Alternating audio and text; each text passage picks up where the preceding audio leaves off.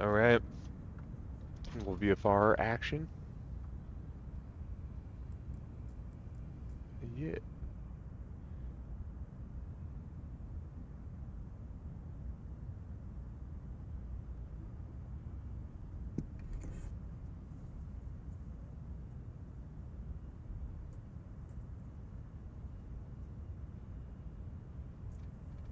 I need to see if there's a way to see chat. There we go. Ah. Now we Gucci. Okay.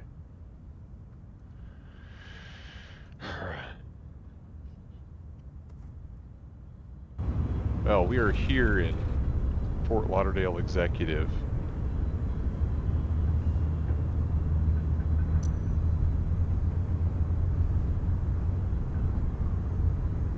Never flown out of here before, but we got an IFR all the way up the coast. That I'm very excited to do today. Basically, the plan is to go from Fort Lauderdale Executive. It's going to be IFR, so we're going to take it out Pompano Beach. We're going to go up the coast, Boca Raton, Palm Beach.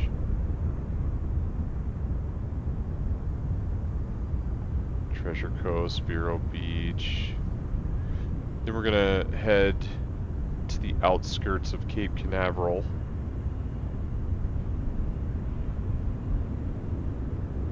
New Smyrna, Daytona, Ormond. And here we're going to fly over St. Augustine, Anastasia State Park, St. Augustine Beach. And then we're going to head inland over to where I grew up, Normandy Boulevard. Maybe fly a little pattern over the area here. Come in for the approach to Jacksonville Executive. I'm sorry, Jacksonville Naval Air Station.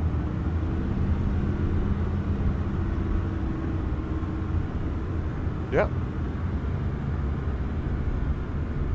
That's what we're gonna do.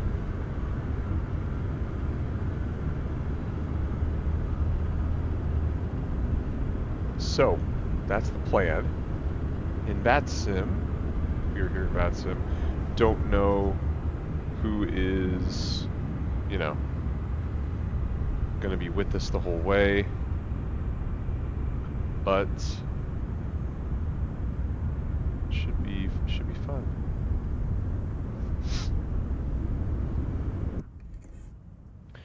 Okay, so the good news is we got some realistic sounds today. I downloaded,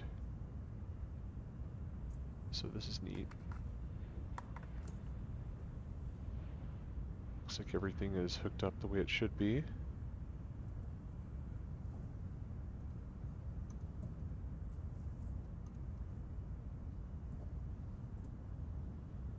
Okay.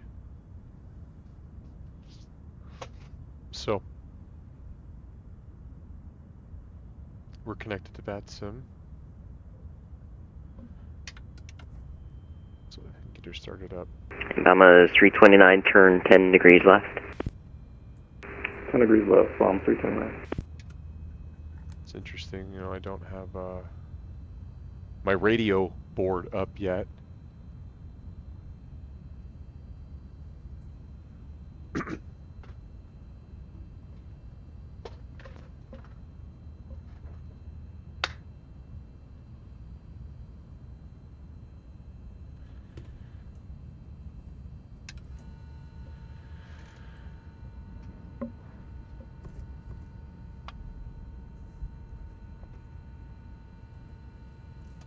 Okay, and we've got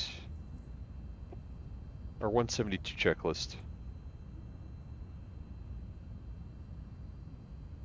Circuit breakers are all in, static. Start, mixture to full rich. Throttle's going to be slight. We already primed it. Brakes prop clear. Master on. Beacons on. Mag start. Okay.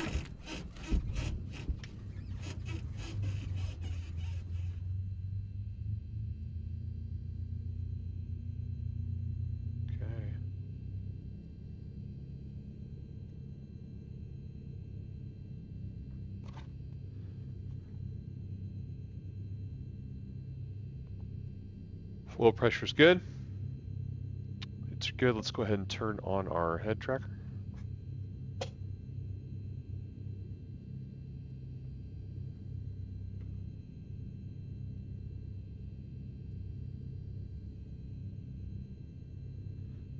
All right. So flip our avionics on.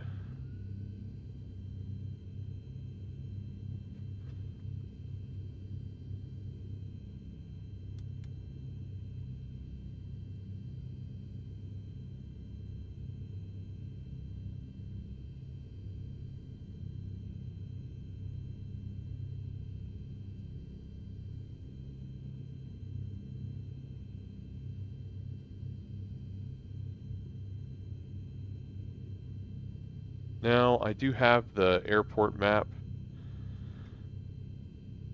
I'm just checking out the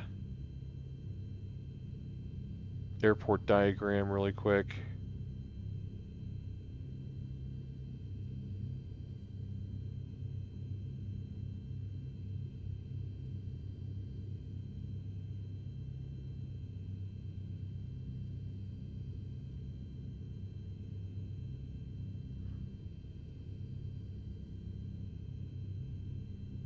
Make sure that I know where we're taxiing here. So, we'll have that open off to the side. Can you see that when I go to the left? No, okay.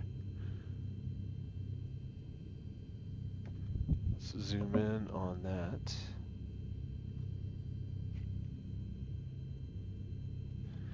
Okay, so right now, just need to find my bearings really quick. APS 1332, welcome to Miami, can exit left when able.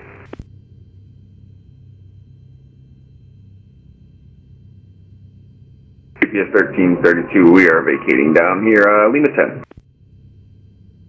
APS 1332, roger, cross runway 8 left at Lima 10, taxi departing by Kilo 10, Kilo.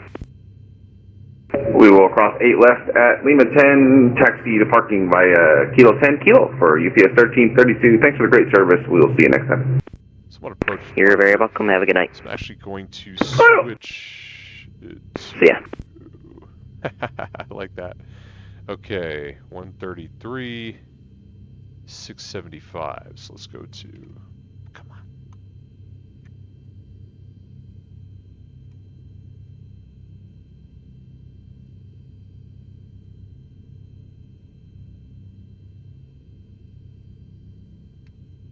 November. Miami International Airport ATIS information November 0453 Zulu Special. 1350 at 3. Visibility 10. 135. 135 because that's going to be KFLL. That's Fort Lauderdale. I'm at Fort Lauderdale Executive.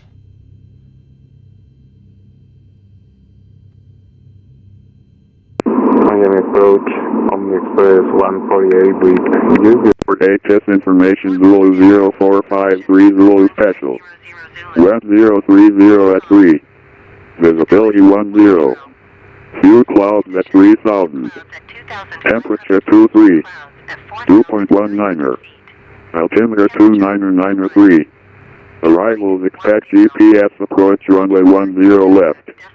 Departing runways runway 10 left. Notices to air mission. Shoreline traffic. Numerous birds in the vicinity of the airport. Retake all runway hold short instructions. Command error in phoneme. Advise on initial contact. You have information Bulow. Fort Lauderdale Hollywood International Airport ATIS information Bulow 0453 Zulu Special. For November 6, Mike. General options. Taxiing to 8 right via November 6, Mike for American 1998. ATC. Omni Express 148, heavy radar contact 10 miles southeast of Vice, flyable 180. Descend by the Vice arrival and expect ILS runway 8 right approach. And the Vice arrival, expect runway 8 right for landing on the Express 148.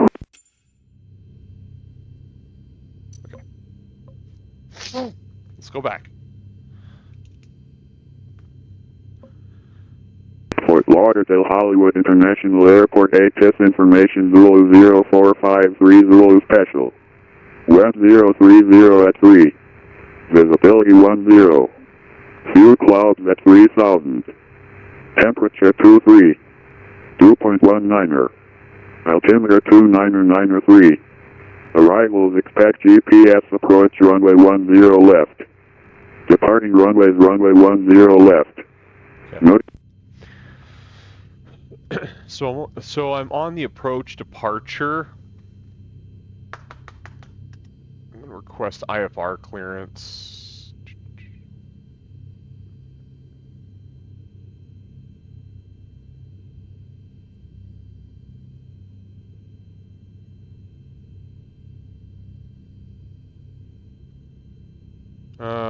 Fort Lauderdale is class. And Bombers 329, fly heading 190. Heading 190, Bomb 329.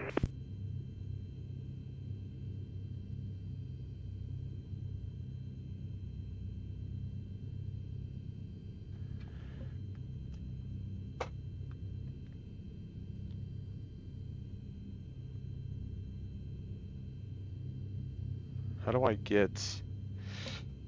Oh boy, this is the scary part. Because I'm just not sure. Okay.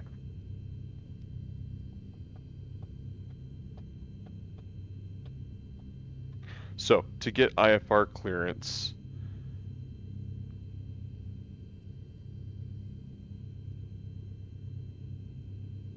Bombers 329, 5 miles from Warrior, turn left heading 130. Maintain 3000 until established on final approach course. Cleared RNAV Zulu 10 left approach.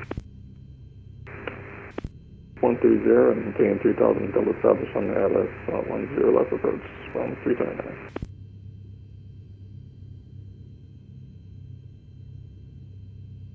craft. That's right. So clearance.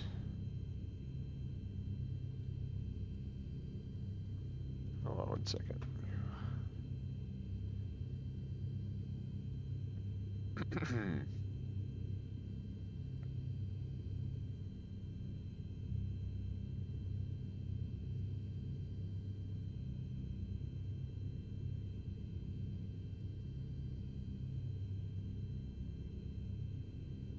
American 1998, wind 350 at 3, RNAV sea salt, runway right, clear for takeoff. Clear for takeoff, American 1998. Do you want us to fly runway heading? American 1998, it'll be RNAV sea salt here. First flight should be sea salt. RNAV sea salt, American 1998, thanks.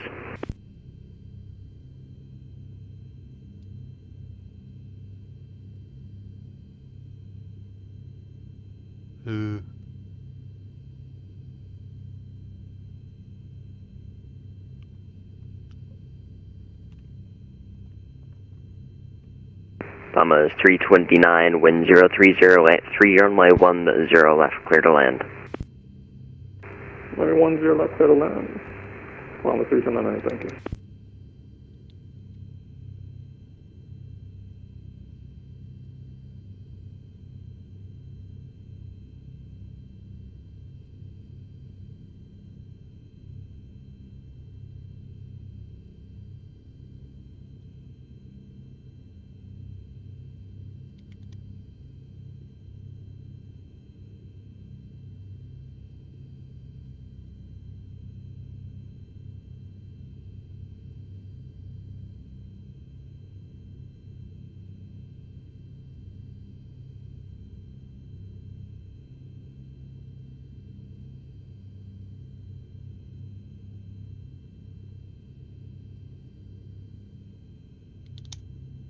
Use a clearance delivery phone number now. Okay, craft. Clearance limit, route, altitude, frequency, transponder code.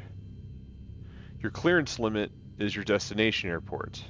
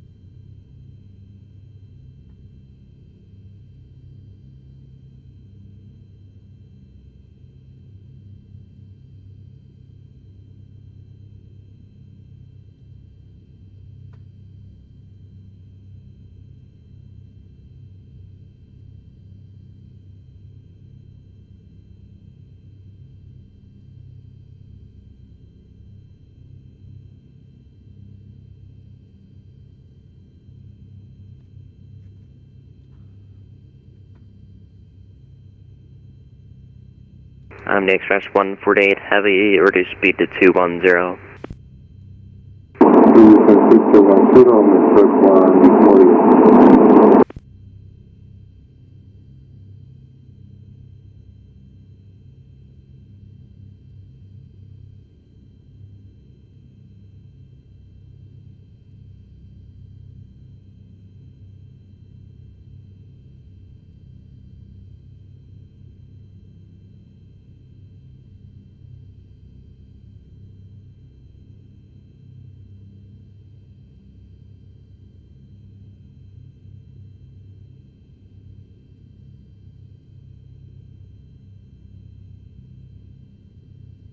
Okay.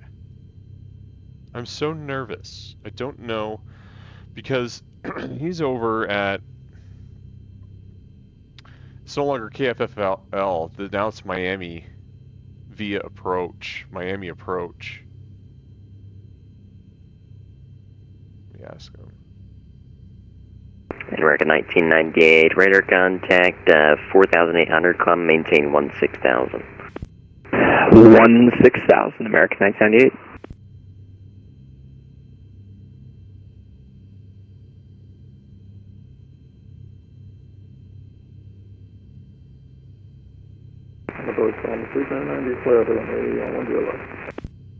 Hello, 329, welcome to Lauderdale. You go in the parking off Bravo, correct?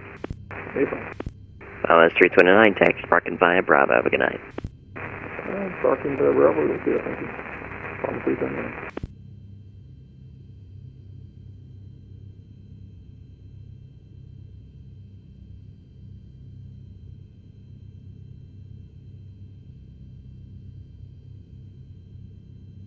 American 1998, turn left heading 290. When able, proceed back to Niblet. Resume the Bongos departure. 290, American 1998.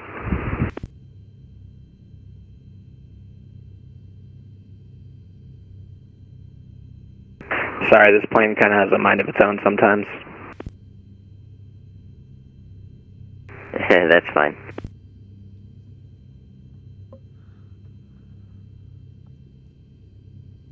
I was trying to give you a shortcut, but I think I cut off like a quarter mile. That's about it. Okay, these guys are pretty nice. Hey, anything we appreciate. I'm hoping they can be nice. I'm the Express 148 Heavy, descend and maintain 3,000.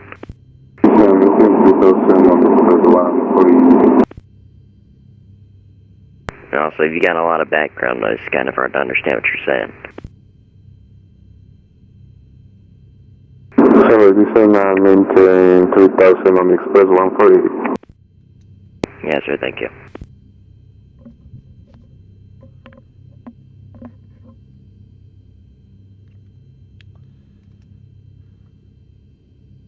Yeah, I don't think you ever read it back. American 1998, proceed direct to Niblet and resume the Bongos departure.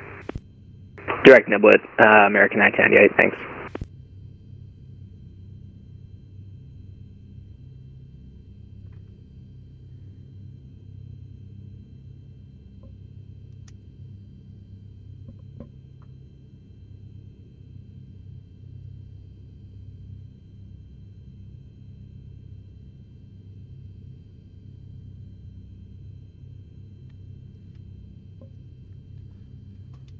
Miami approach, Cessna, November Alpha 653 Foxtrot over here at Fort Lauderdale Executive. Are you doing IFR clearance from here?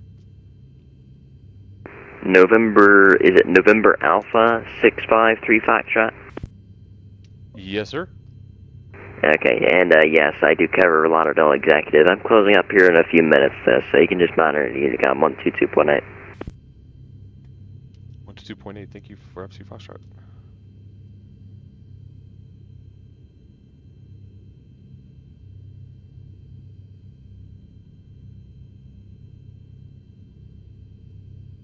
American 1998, coming out of airspace, Miami Center is closed. Radar service terminated and frequency change approved. Have a good night. Heading over to Unicom, American 1998. Thanks. Have a good one. Thanks for the ATC. Thank you.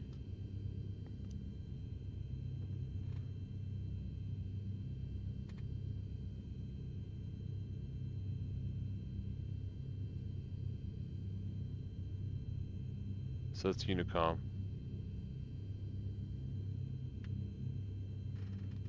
Alright. I'm just going to do my IFR. Get my flight going.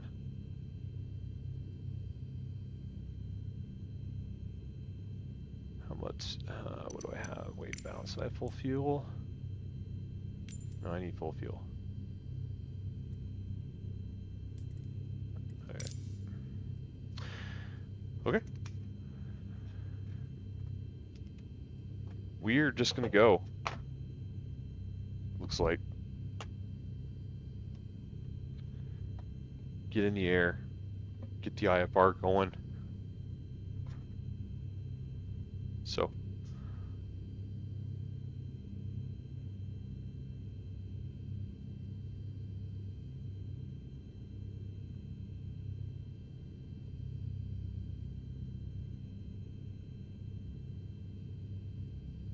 Okay. Well, let's go ahead and get this going. Alright, so we want to do our flight plan.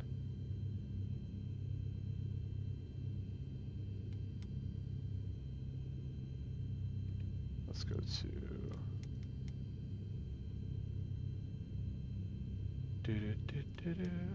Oops. Hey.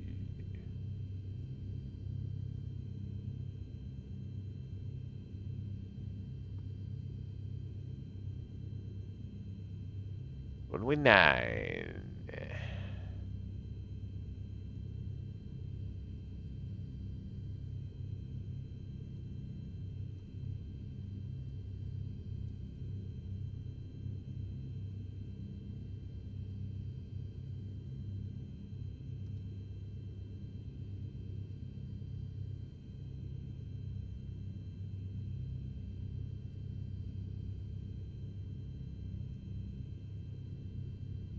Okay.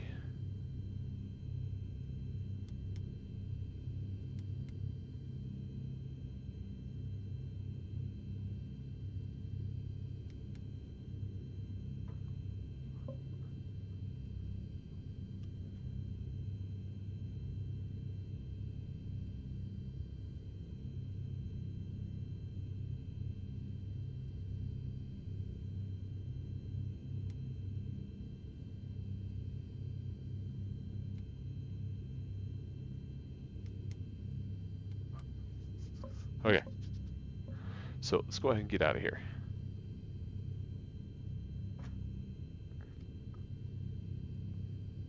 Alright, I need to push back.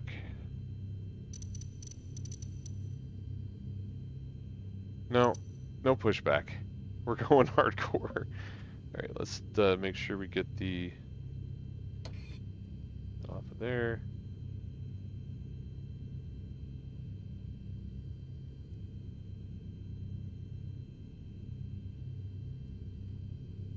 Alright.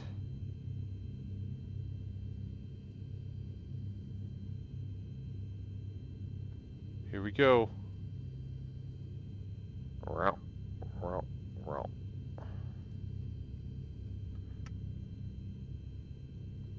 Kind of like the turn. Okay.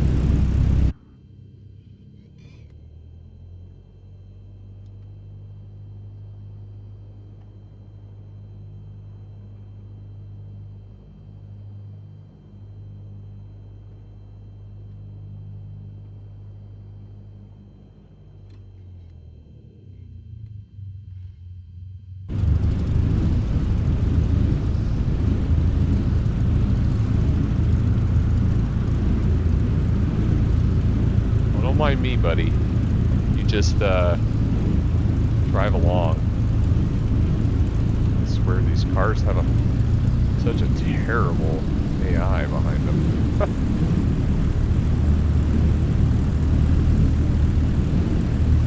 You know, before we get started, I need to go through all that nonsense. Let's just make sure we got our ATIS at 2993.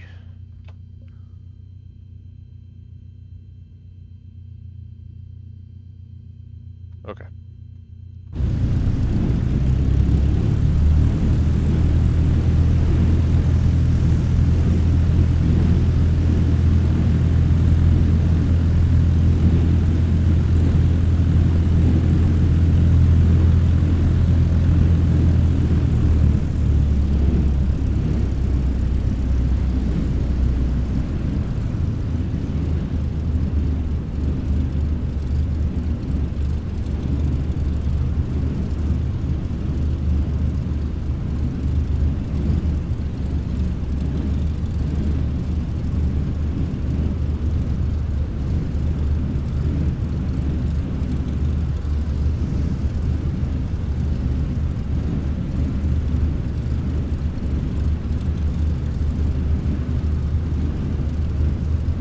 Alpha 653 Foxtrot taking off from runway 9. Fort Lauderdale exit.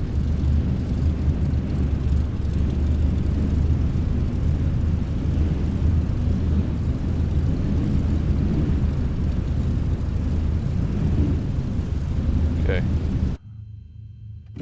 10 degrees of flaps. Runway 9.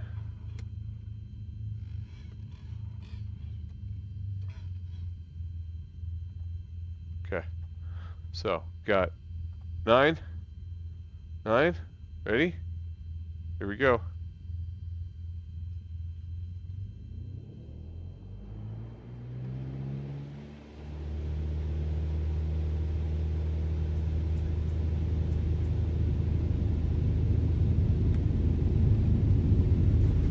Airspeed is alive.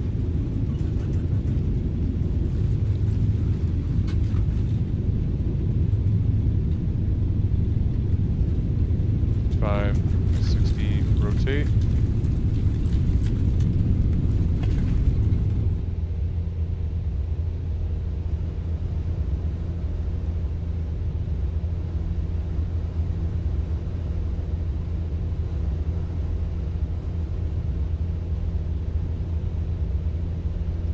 Climb out.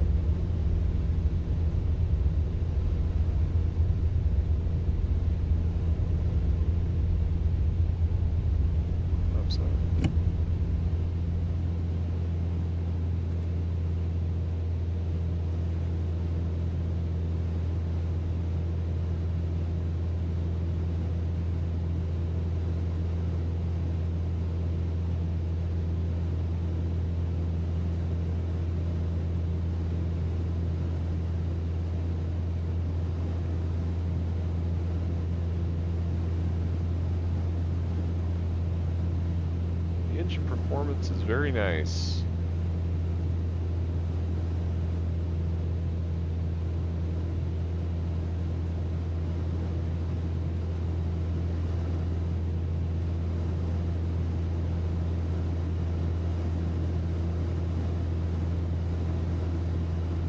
Okay, we're headed out to KOKEY.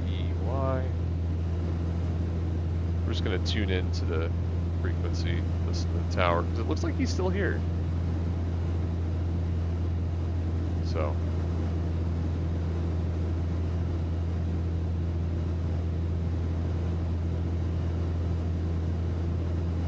Okay, so let's see if now, go over here.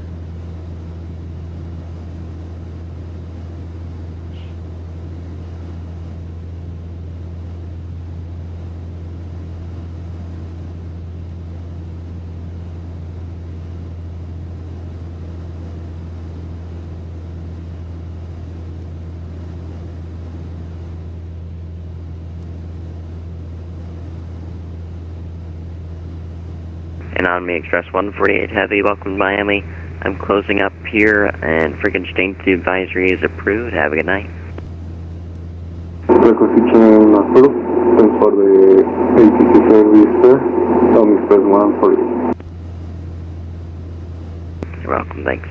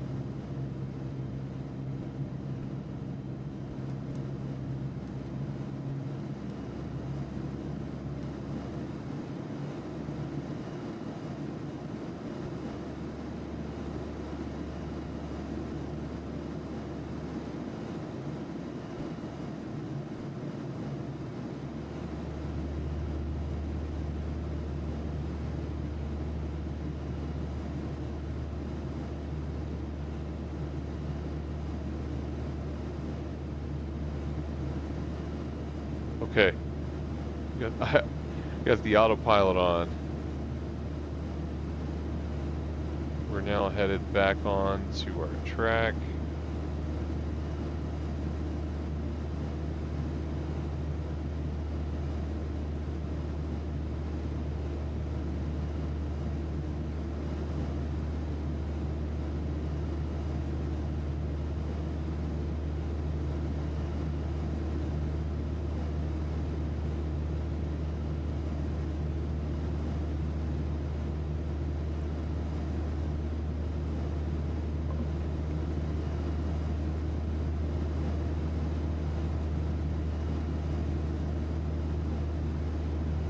So, we are here. Now headed up to Boca Raton. And we'll be there in about 11 miles.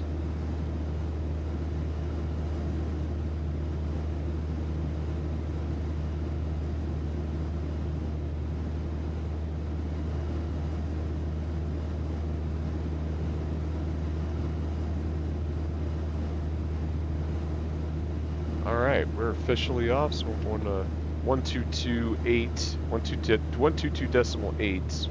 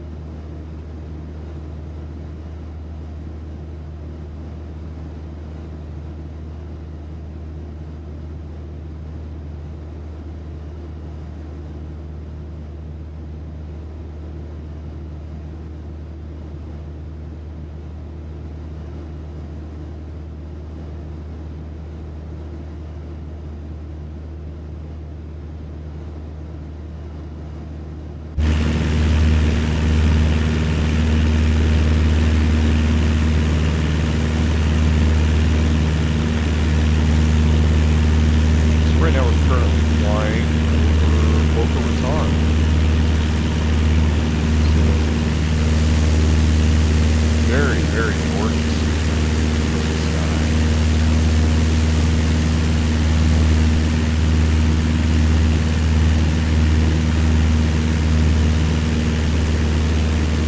Off to the left there, we've got Boca Raton Airport. There.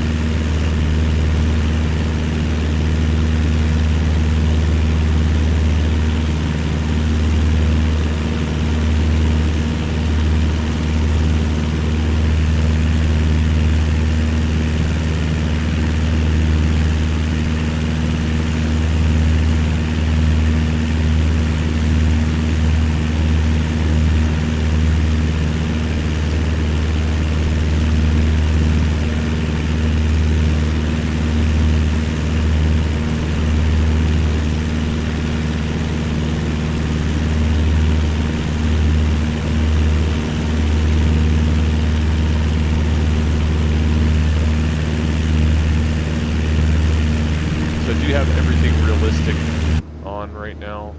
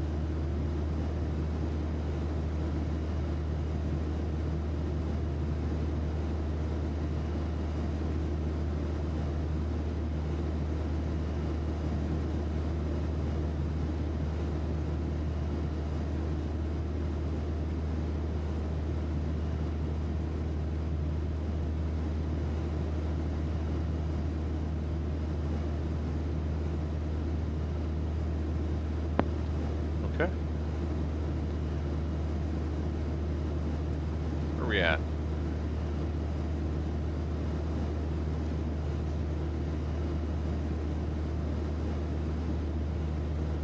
Coming up on Jupiter Beach.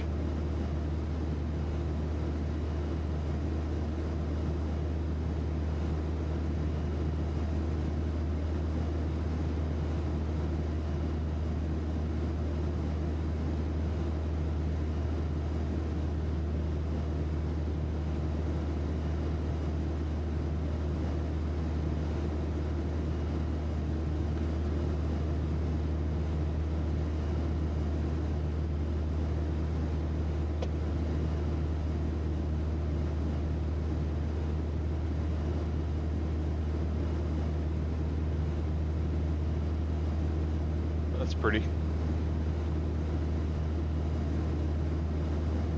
Jupiter Beach, all that water that just goes inland.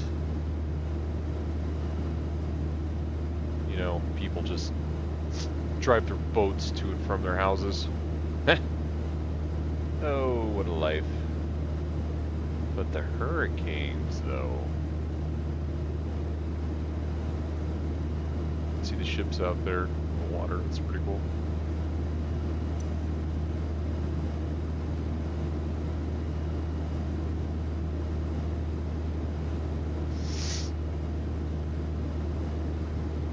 It's a nice resort. It's Jupiter Beach Resort, I'm assuming, down there.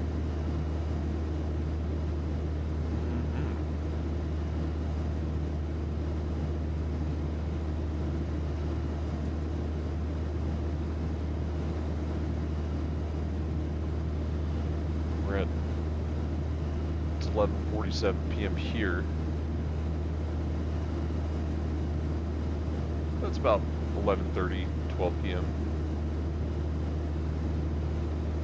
Oh, that's cool. That's awesome. Outside view, looking in. Zoom.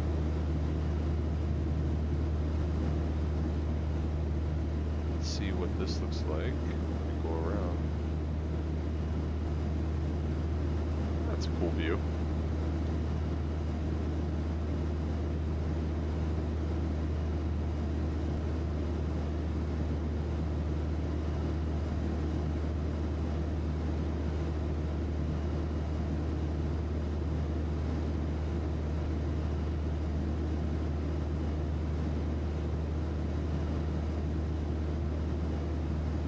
So we're getting ready to come up on Jonathan Dickinson State Park.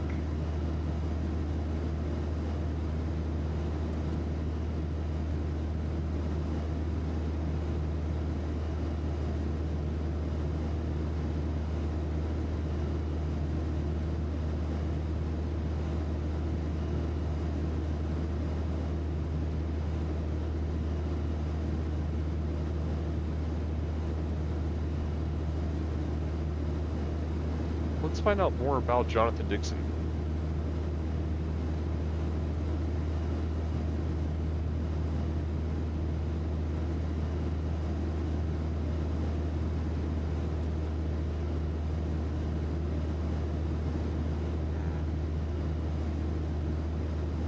"16 distinct natural communities create the mosaic that is Jonathan Dickinson, the largest state park in southeast Florida." Okay.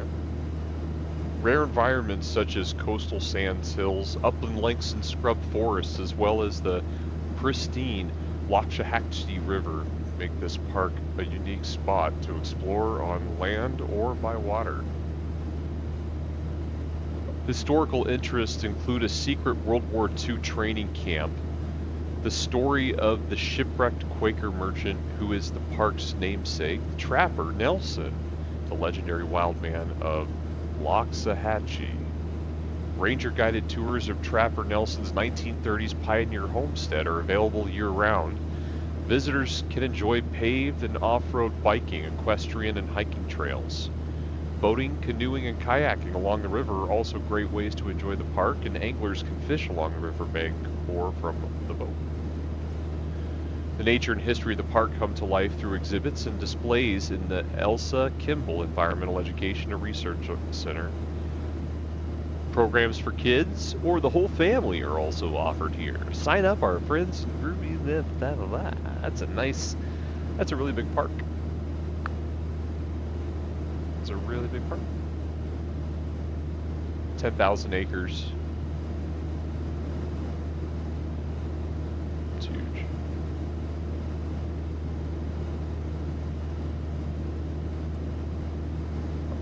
So the Loxahatchee River that flows through it, you can see it probably right there or right through here. It's the main feature. It's 7.6 miles. The river starts its journey in the slough 20 miles south of the park and then meanders through freshwater creeks into a brackish estuary, eventually making its way to the Jupiter Inlet in the Atlantic Ocean. The entire park lies within the 210 square mile Loxahatchee River Basin, which includes 3 main forks of the river. The north and northwest forks flow through the park, and the southwest fork flows south of the park boundary.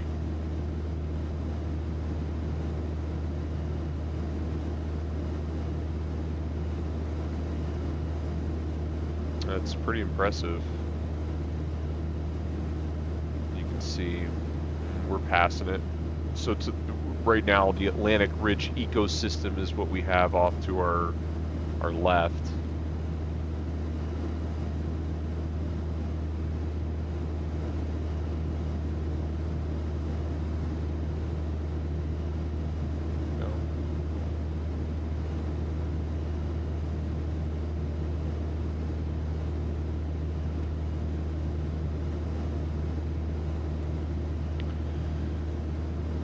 So we're going to be coming up on St. Lucie Inlet Reserve.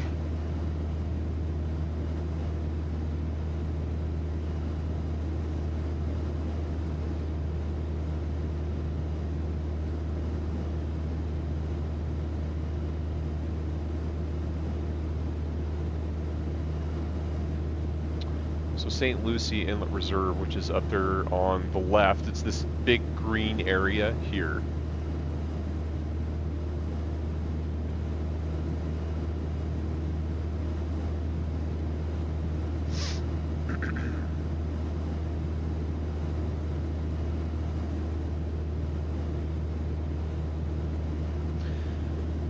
It's really big too.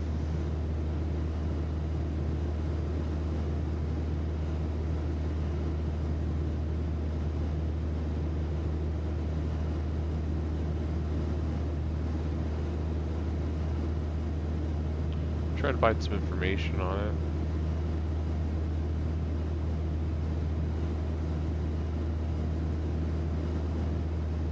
Set on Florida's Jupiter Island, St. Lucie Inlet Preserve State Park is a great place to explore for visitors who want to get away from the hustle and bustle of the city.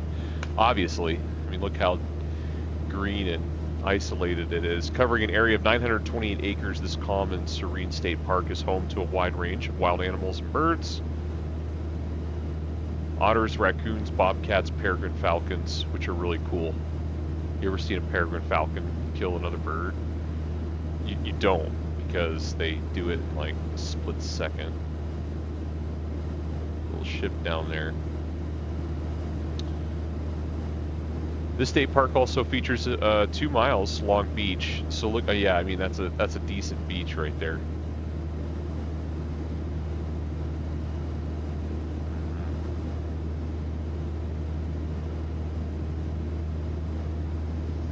Down here to the left, we have Sailfish Point.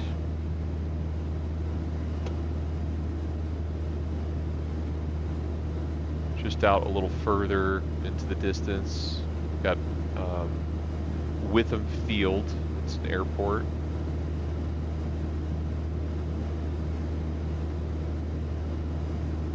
This is St. Lucie's Inlet, all right here, St. Lucie's Inlet.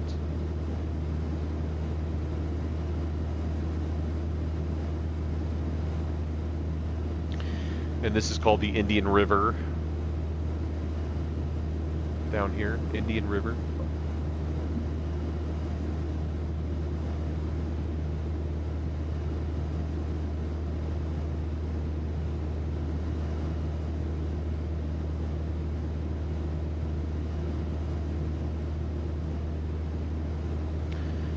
Now we're going to be coming up on the Savannas Preserve State Park, which is just north of Jensen Beach. Let me show you that.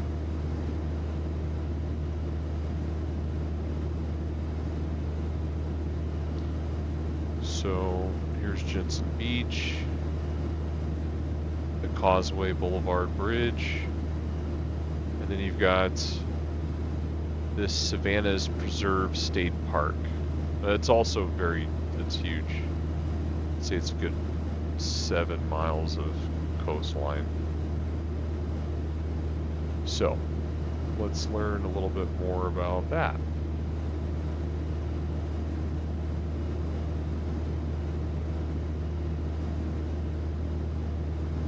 So we're going to pull up Savannas Preserve State Park.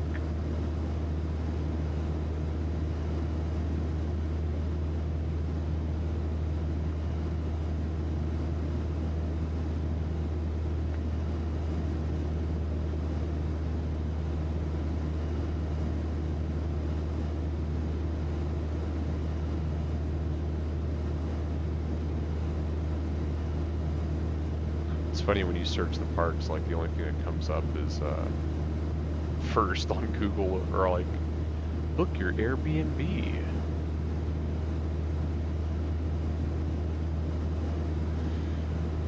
Okay, so we're coming up on Jensen Beach. Jensen Beach is right up here.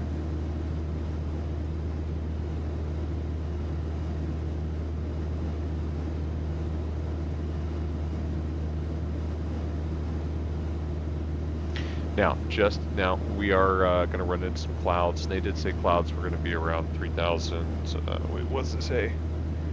A few clouds at 3,000, so that's to be expected. So, now, out the right side of the aircraft, I'm sorry, the left side of the aircraft. Let me get my situation back in line here. Let's do this. Let's go left. Let's go all the way out if we can. Boom. Nope, that didn't work. Boom. Nope, that didn't work. Oh. Did that work? Oh, I gotta move my mouse. There we go. Okay. So, hard to see. It is hard to see because there is cloud cover, but past the coast here, we've got Savannas Preserve State Park with the cloud cover.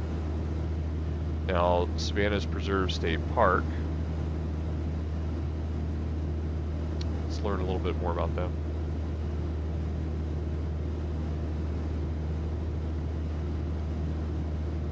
It's hard to get information on it. Got the park map.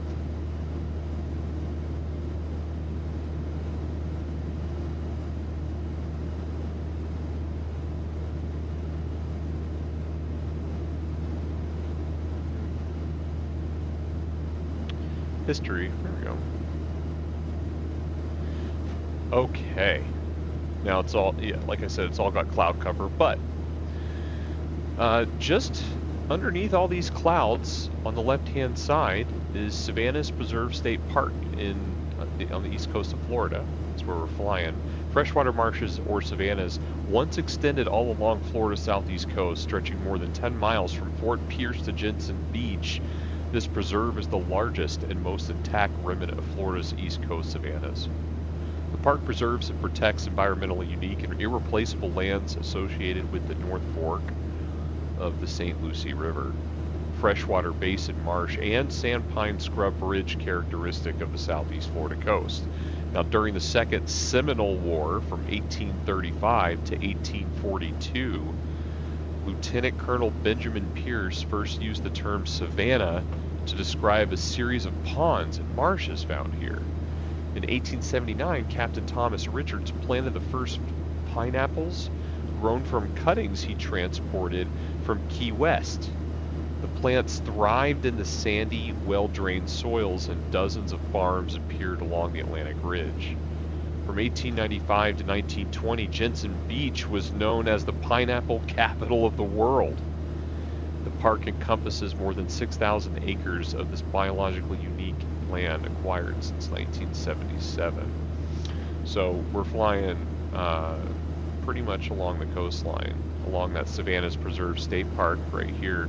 So this is where the first pineapple capital of the world was, or at least of the U.S. during that time. Very cool. So our next stop is going to be Fort Pierce.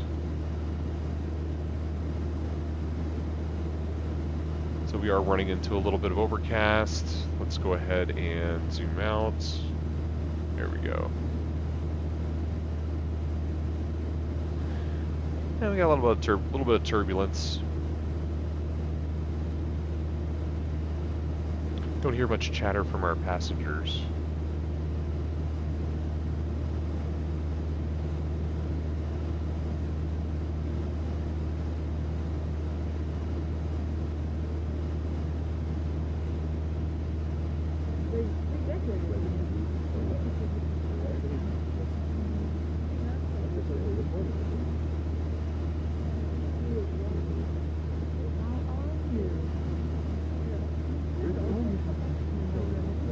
Let's see.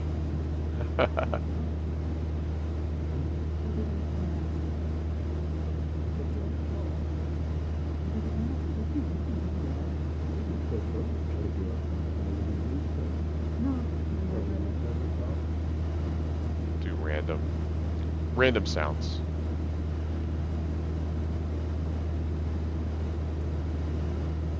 Alright, so it looks like we're getting a little bit of turbulence, which is okay. But right now, like I said, our nav map here, so we know where we're at.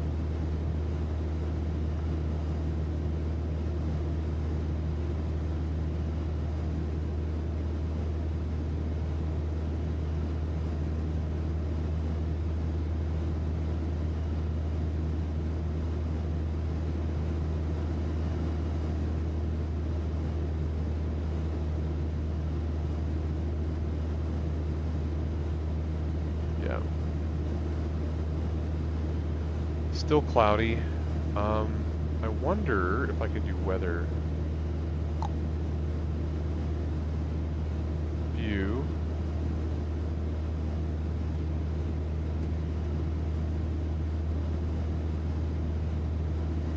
Let's do the wind at flight plan. Okay, so 3 knots at 92 degrees.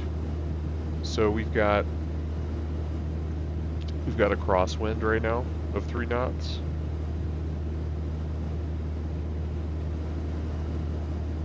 I think that's what that's showing. Let me just make sure.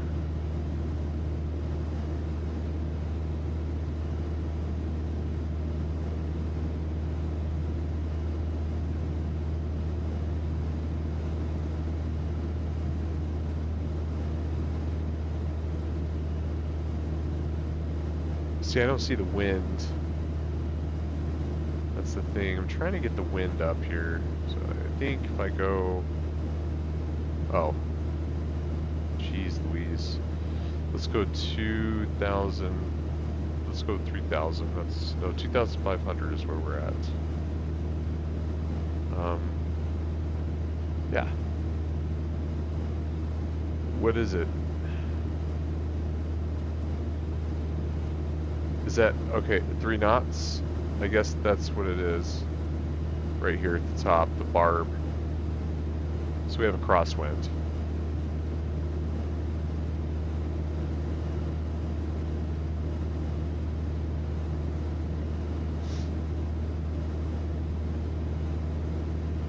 About 9 minutes till our next waypoint. It's still too cloudy to see anything.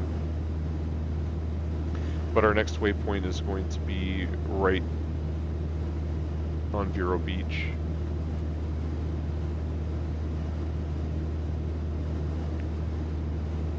And then we turn in a little bit east-north. Oh, I'm sorry, northeast.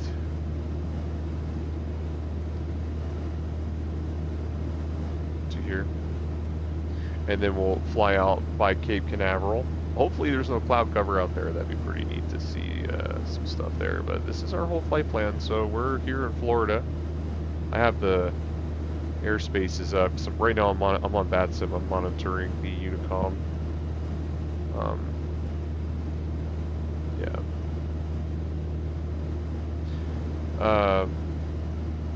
So yeah, we're gonna go all the way up the coast here. Can't wait to get to St. Augustine. It's very pretty. And then we'll fly over where I grew up. Going from where I was born, Fort Lauderdale, to where I grew up in Jacksonville. So we'll go, but we're gonna land at NAS Jax, where my dad was stationed. Yeah. TMI?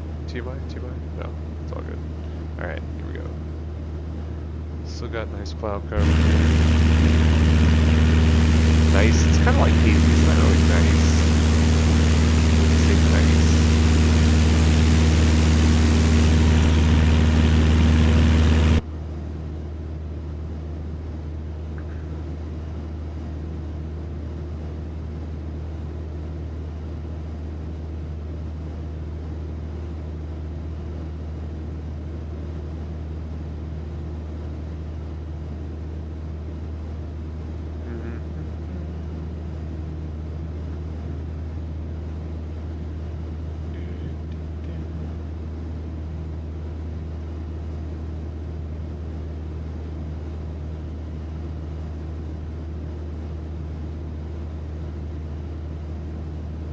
Ground effect. Where is the...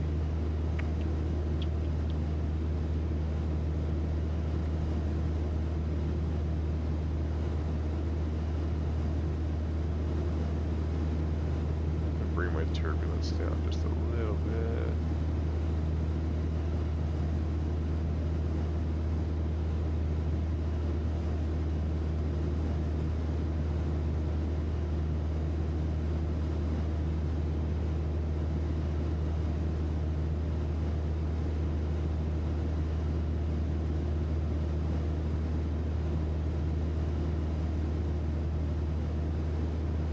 Ha, this is funny. The toilet flush.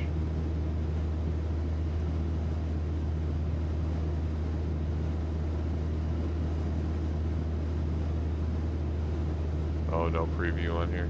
Okay. Well, I'll tell you what. I don't hear anybody talking. I think that might be because...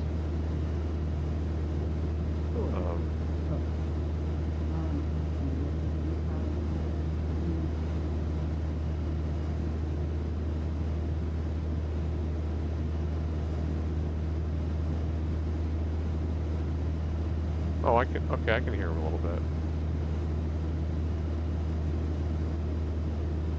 Oy vey.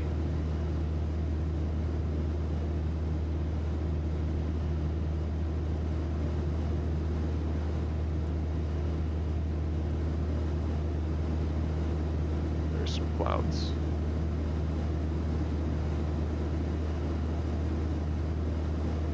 Good thing we have our Garmin 1000.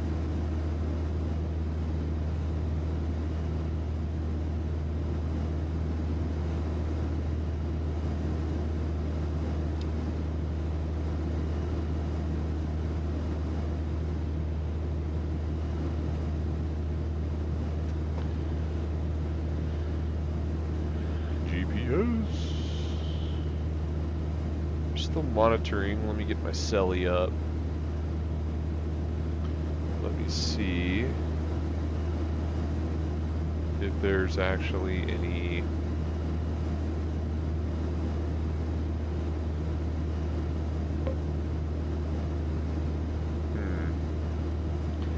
yeah, let me see if there's anybody online.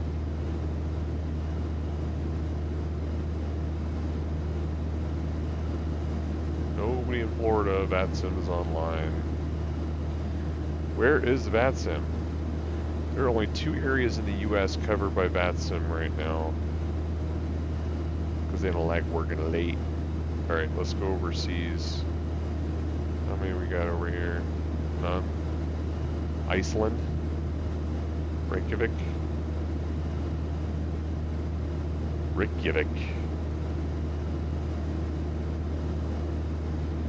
How I might just have to go over to Iceland so I can talk to somebody. Okay, LA always has somebody. Tijuana. Oh, San Diego. Quezon. I don't like bothering people with, okay. Okay.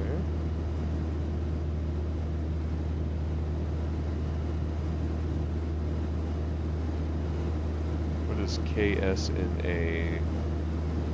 That's, John Wayne. Santa Ana, John Wayne. Not sure about that one. Should I try turning my graphics all the way up to high? I might crash. It's midnight here. I might crash. Might have to do Lake 2 of this tomorrow. Right now we're Vero Beach and it's overcast. Let's try cranking up the. Nope, cancel. Woo! Here we go. Ready?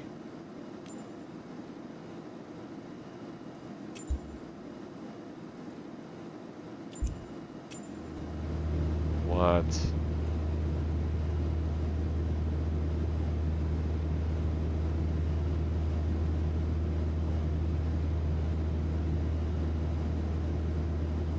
Ooh. I can see a little bit of the coastline down there finally. All right, let's get up in our seat. Let's get this situated so we can see.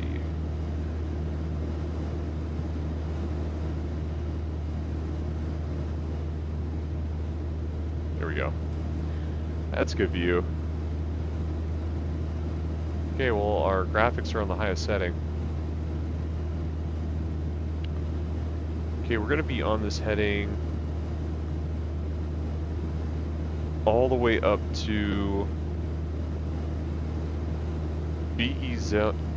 Bezel, B-E-Z-L-E, Bravo Echo Zulu Lima Echo. And that's on Melbourne Shores, right over the Indian River Lagoon Preserve State Park, Floridana Beach. And that is when we will set our sights eastward around Cape Canaveral and Satellite Beach. We won't go over there. So I just want to go around. We'll have to go around Cape Canaveral. Okay.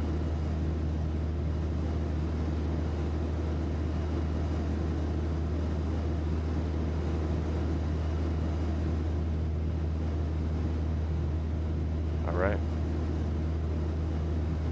We'll be right back.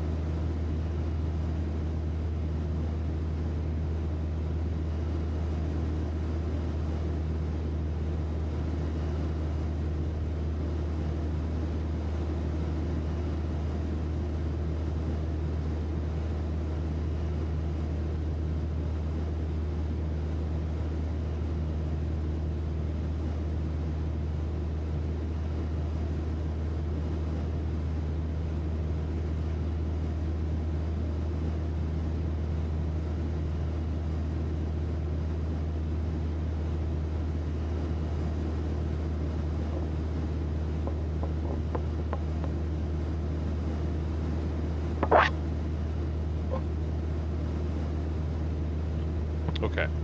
For me, the graphics are immaculate, but I don't think I'm streaming very well. The graphics, so.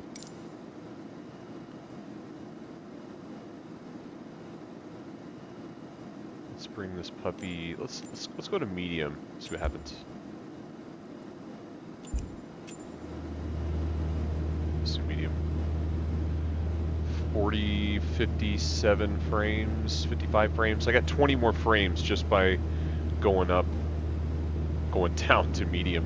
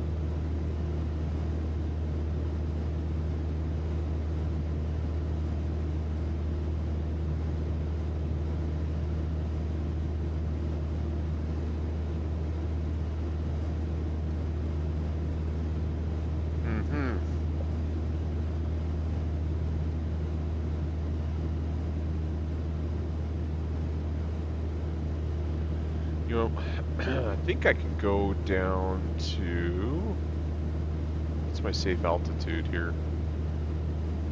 Let's see.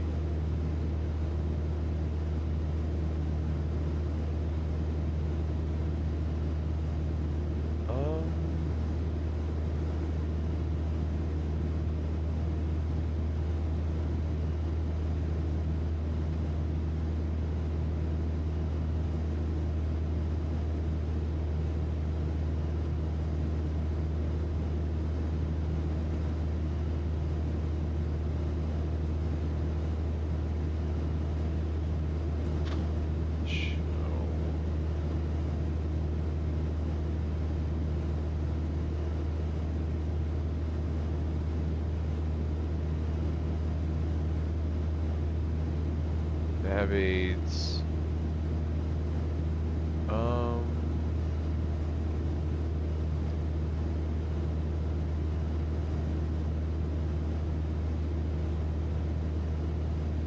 Not weather. Map. Flight plan. Where is it?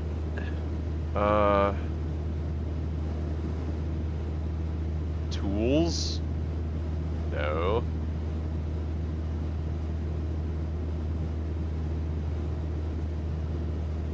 Okay. Oh, flight plan. Here we go. Okay, so we got the flight plan.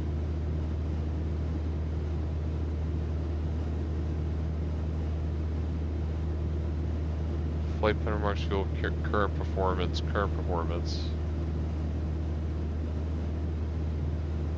So I've used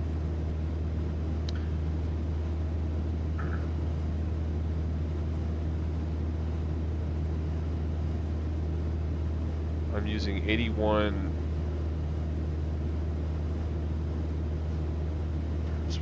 14 gallons per hour.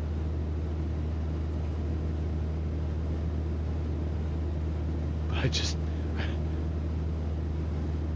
want to know what my altitude could be. Oh, here it is. Ah! No, that's not it.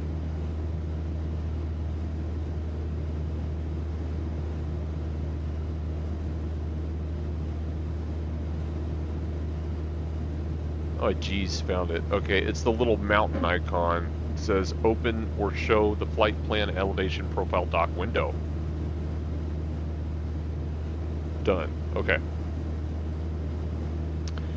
We can go down to 2,000. We can go down to 2,000. Okay, so. Altitude. 2,000. Whoa. Whoa. Oh, it just so happens that my next waypoint on the nav is exactly when I was getting ready to change my altitude setting. Holy cow. Okay. That was scary for a second. Let's go to vertical speed.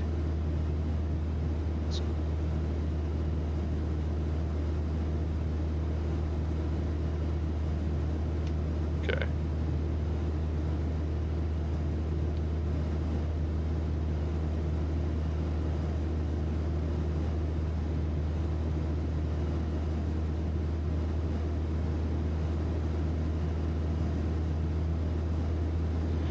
Alright, let's see if,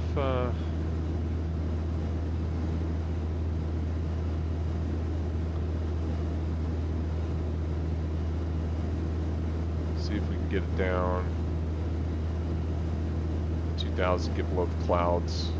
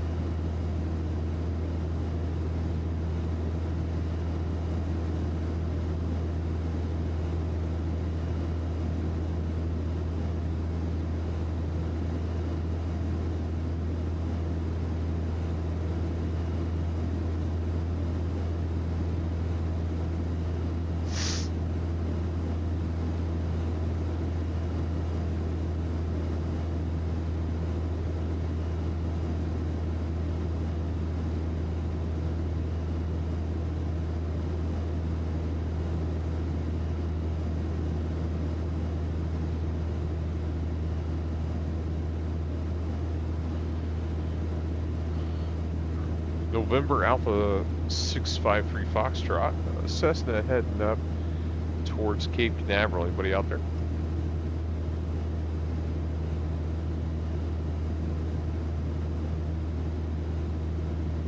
I'm all alone. There's no one here beside me. My troubles have all gone. There's no one to divide me. But you gotta have faith. Alright.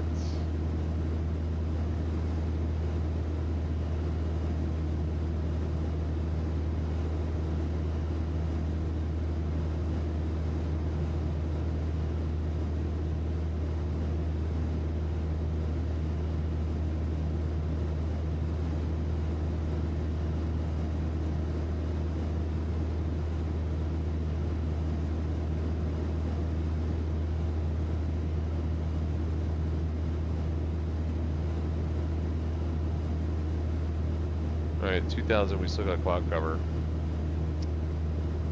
Well, let's, 1,500 is as close as we can get, but, I mean, we can try 1,700.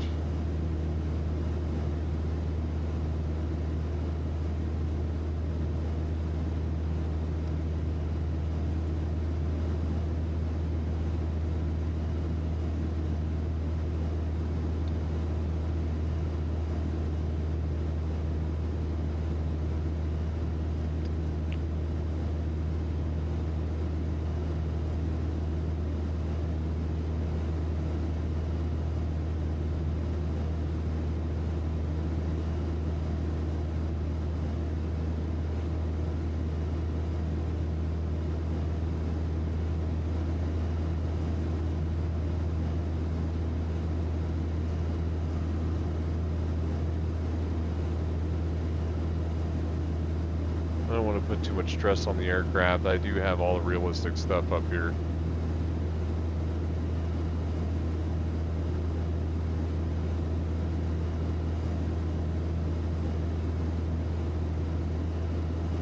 Okay, it doesn't look like the cloud cover is going to break. Let me see.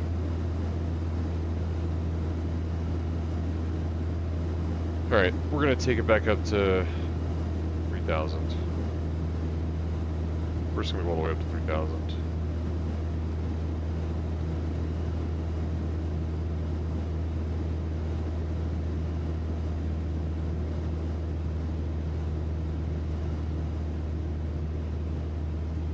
Alright. So...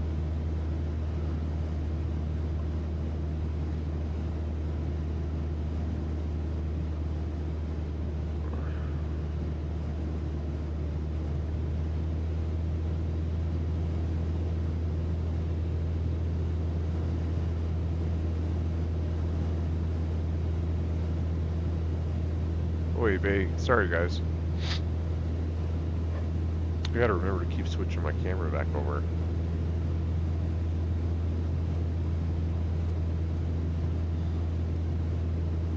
So right now we're heading back up to 3,000.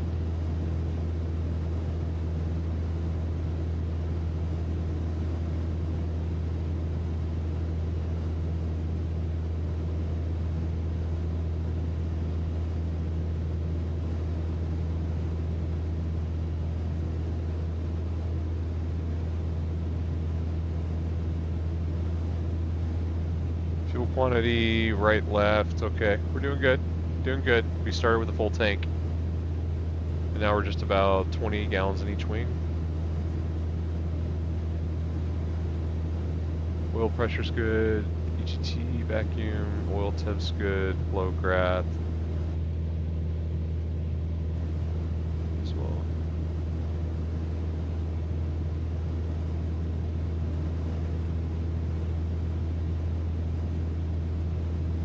Lean the mixture a little bit, it's probably because of the humidity. It's really better.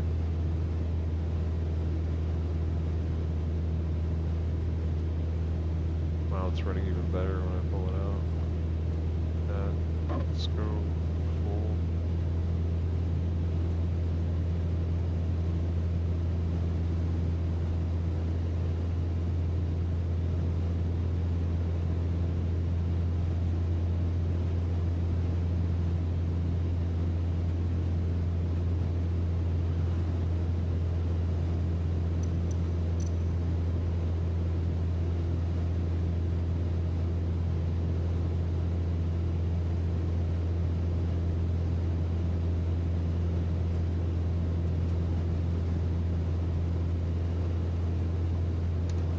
You know, my nav and strobe might be good to have on.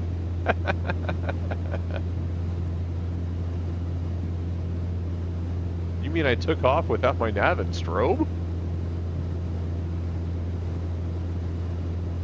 Alright, well, I'm at 3,000. Let's tailor back the...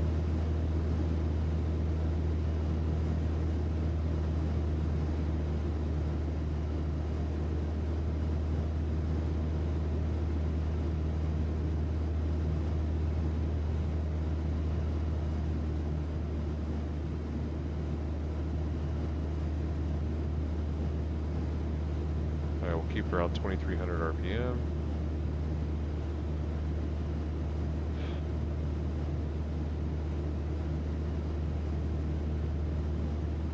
Okay. We got lots of cloud cover. So off to the left we have Patrick SFB.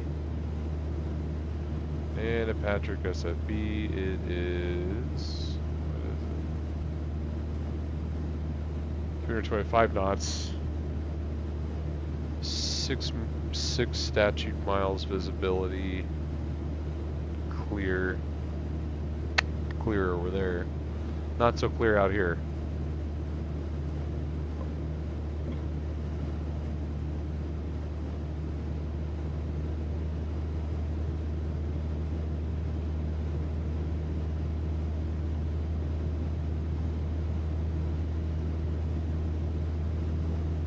Bring it back up to 2,400 RPMs. Looks like we were losing a little bit of airspeed. I want to keep it above 100 knots.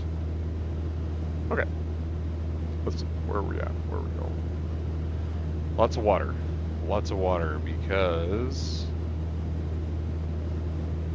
we're out over the water. See, like, I think right in there you can kind of see that, I don't know. No, you really can't see anything.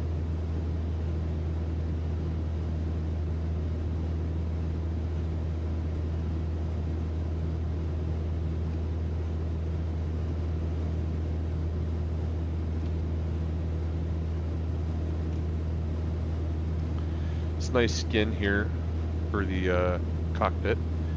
It's got the black leather. This is a realistic skin. Floodlights. Don't need that.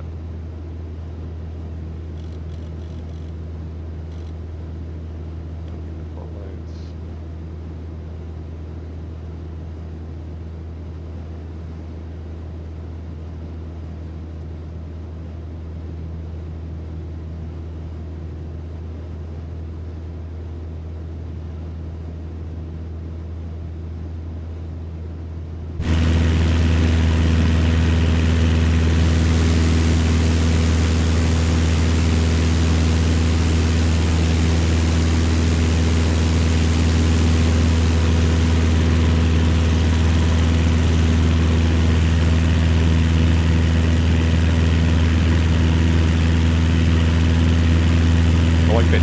Inside the cockpit and see the garments, and they're accurate.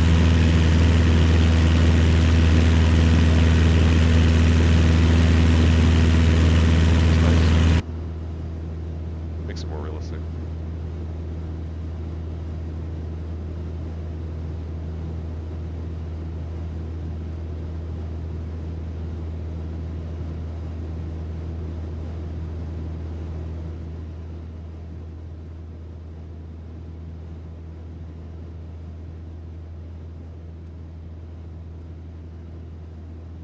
Alright, I'm turning down the decibels. Let's see if I can go outside the aircraft and hear a little better this time.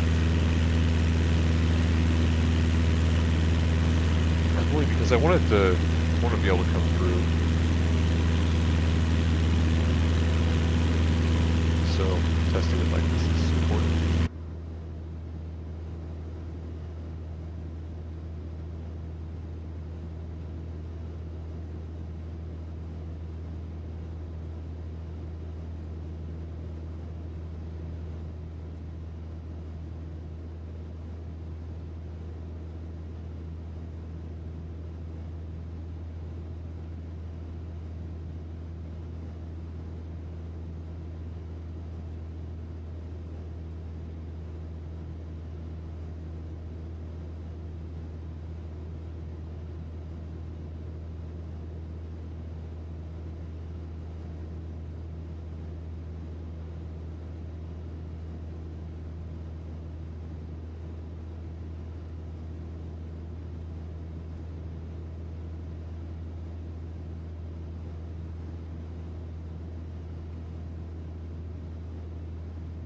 Cape Canaveral is going to be coming up on the left-hand side. Not going to be able to see it. They would not be launching a shuttle today, if that were the case.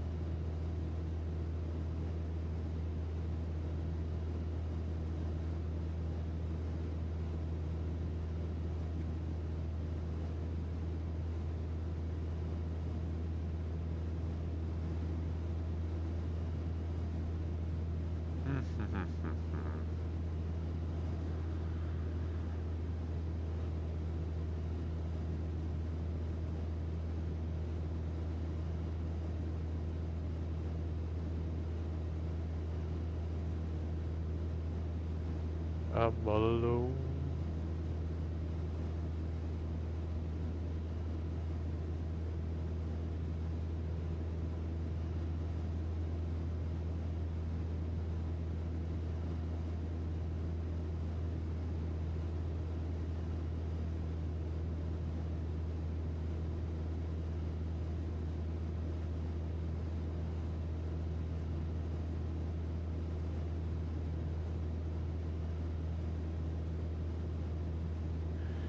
Cape Canaveral is directly off to our right.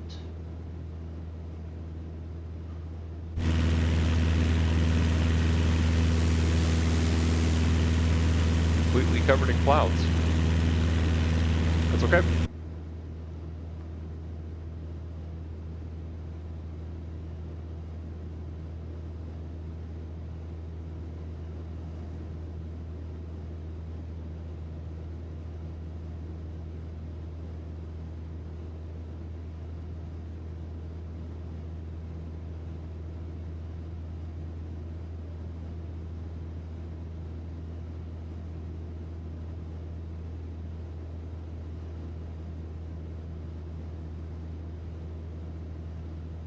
I think what we might do... it's getting late. Might call it a night here at Cape Canaveral. Pick up tomorrow around that same time.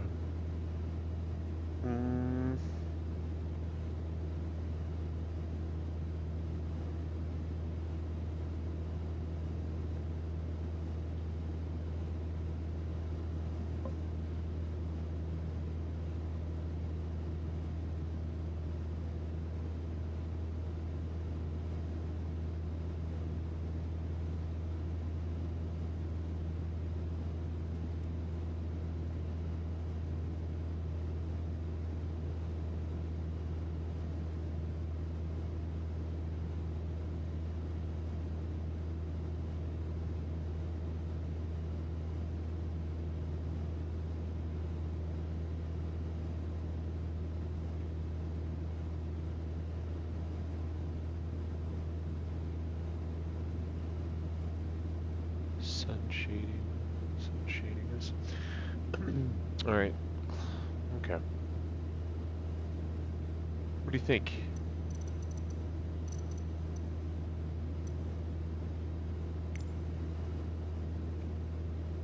Yeah, I don't have that running.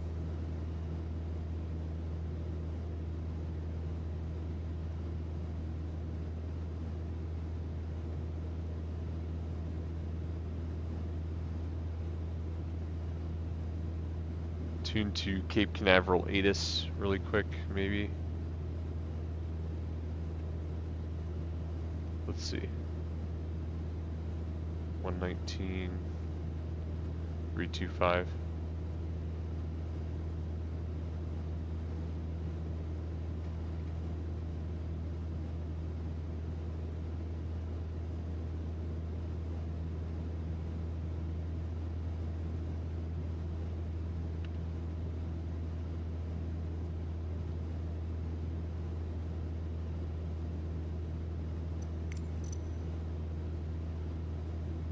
Visibility 1, sky conditioning, ceiling 1,800 feet. So 1,700 now, maybe? 2992.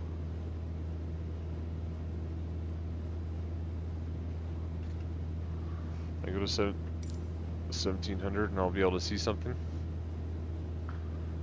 Is that what you're saying? I'll go to 1,700.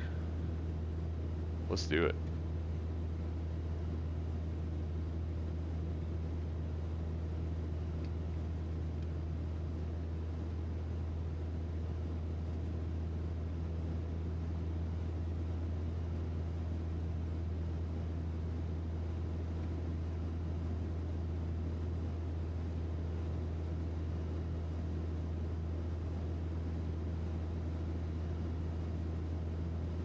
Heading down to 1,700. Alright, by the time I get back, we'll be at 1,700.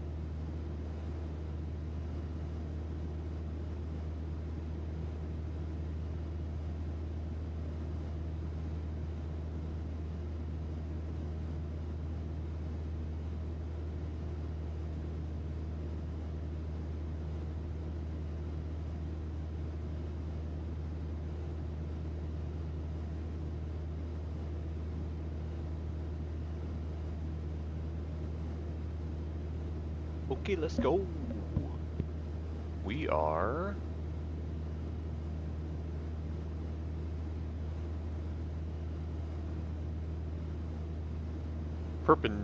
parallel to the NASA shuttle landing site, Cape Canaveral.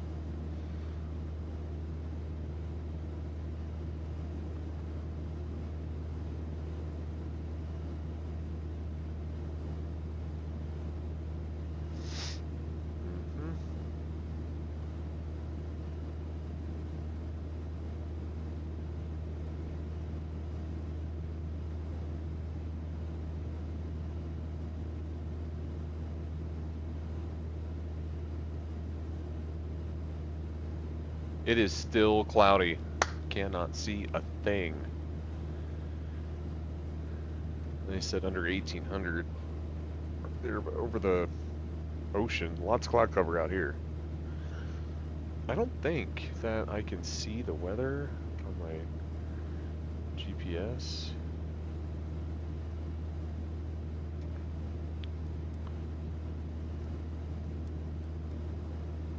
Yeah, I have all detail. Oh, what's that?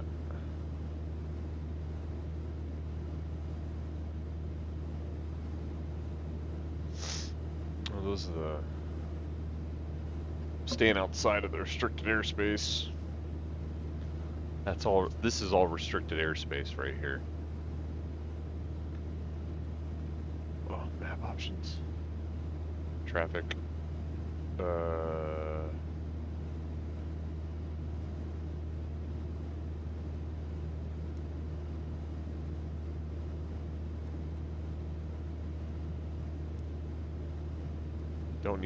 I don't need terrain here.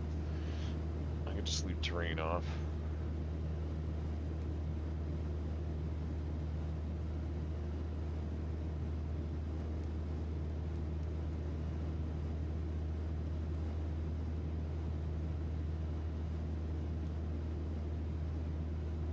So our system, looking at our fuel flow, gallons per hour is 8.4 gallons per hour. We've used 13.7 gallons and we have 14.3 gallons remaining.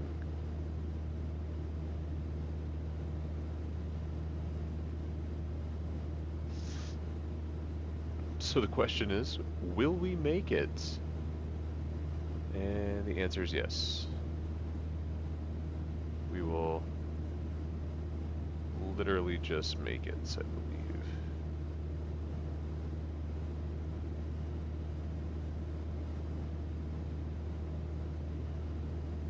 We'll be at New Smyrna Beach in about 12 minutes, I think. That is waypoint V. Whack up? Will we? W-A-K-U-P. That's not it, though. It's called, V-A-Y-U-L.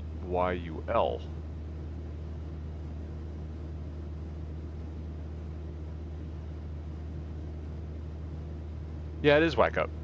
Okay. We're on Whack Up.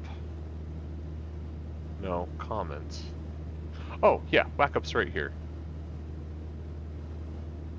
Yeah, and the next one is V-U-Y-U-L.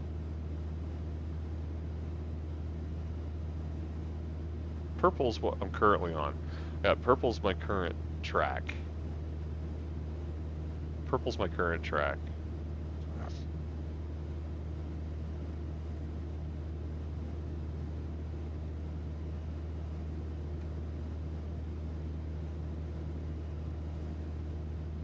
All right.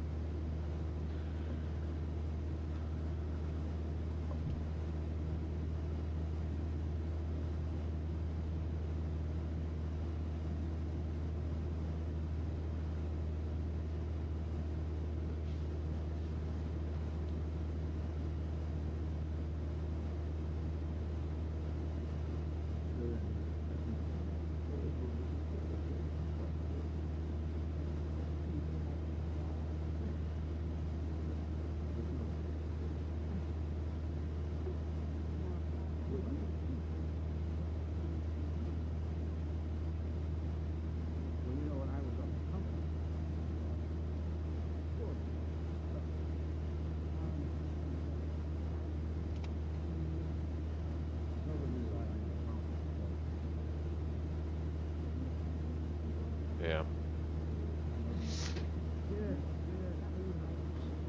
Everybody okay back there? No? No one back there, huh? The ghosts of riders past.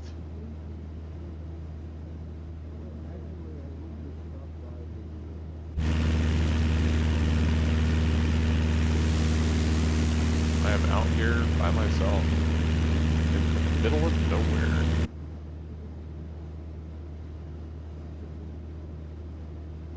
Heaven forbid anything should happen.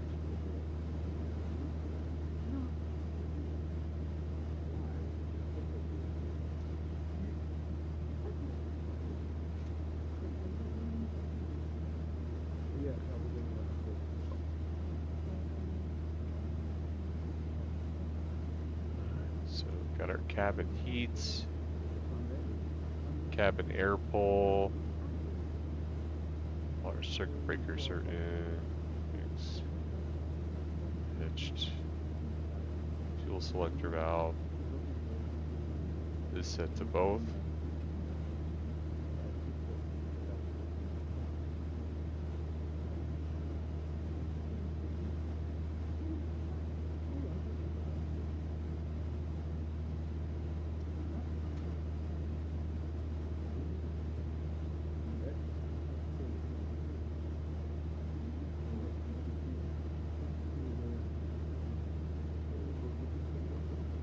Actually, yeah, let's do this.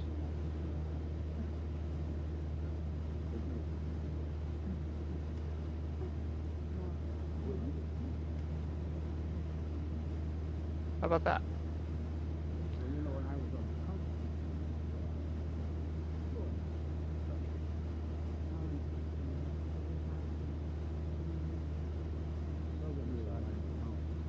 Well, I can start to see the coastline. See the coastline.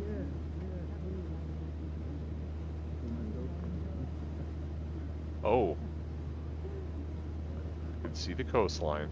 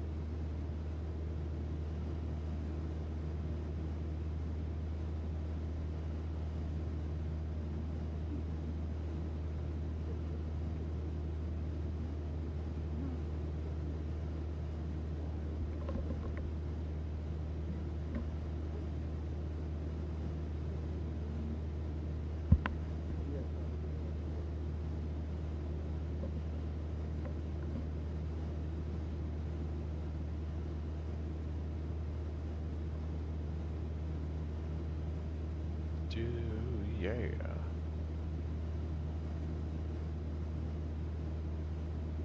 I thought you played better than that.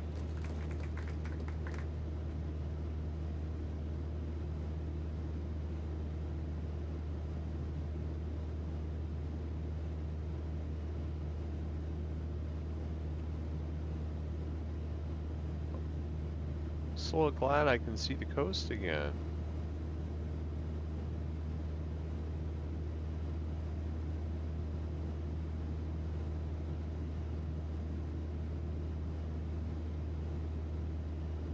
Okay.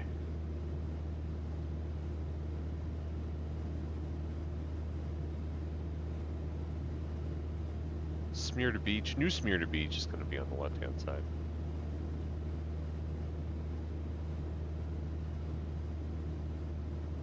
We'll ease our way back to the coast, and we will ride next to Daytona Beach.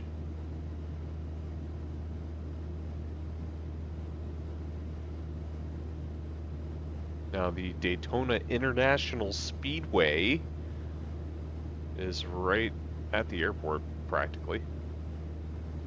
But I think there's too much overcast, won't be able to see it. That's okay.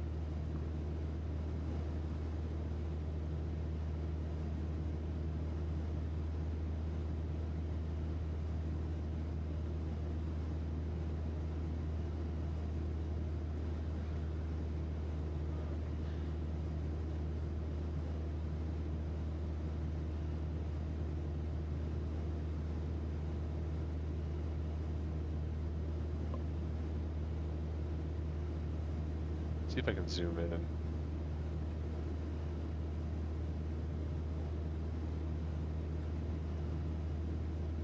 Just need to zoom in on the coastline, lock it in. The buildings just look like big stone blocks or like pieces of clay.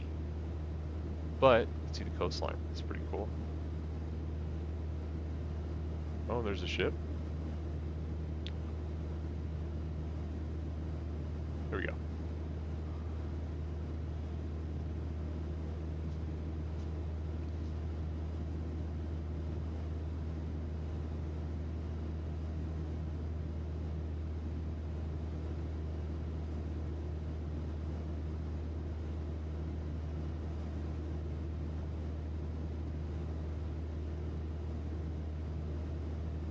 Looking through the left window, just kind of looking back on the coast. We came out of some really thick stuff between 1,700 feet and 3,000 feet. Big layer of clouds through there.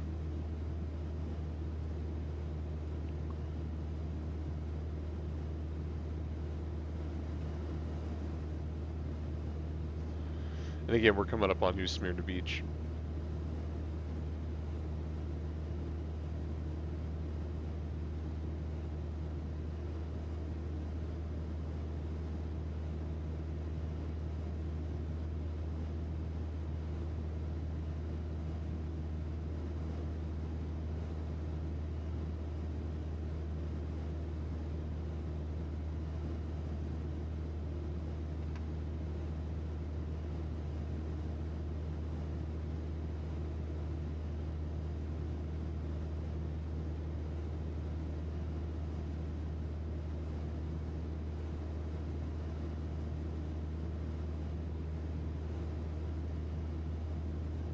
Adjusting my transition speeds for my slides.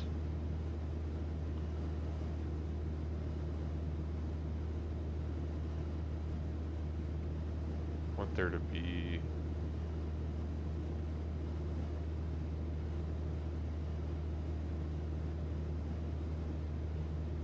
some smoothness to it. Happy little transitions. Clouds are coming back. Oh my goodness.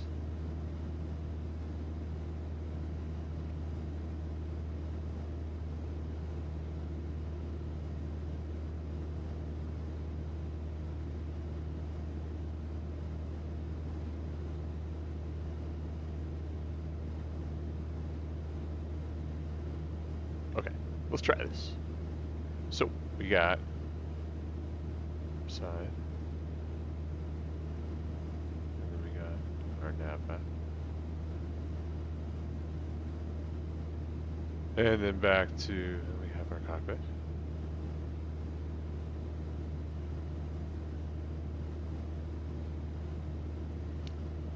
There we go.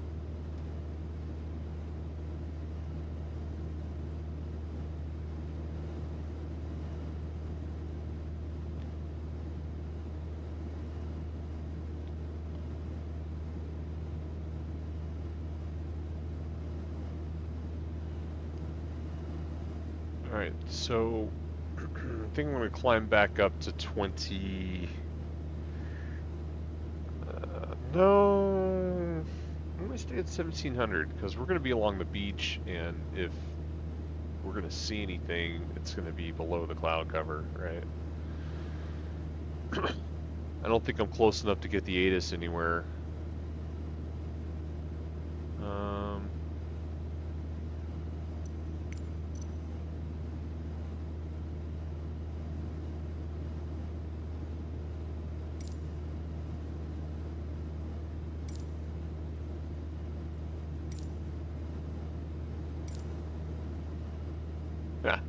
Okay. New Smyrna Beach. New Smyrna Beach ATIS 1700 Zulu, wind calm, visibility 4, sky condition. Ceiling 1,800 feet broken. Temperature 18, dew point 10, altimeter 2996.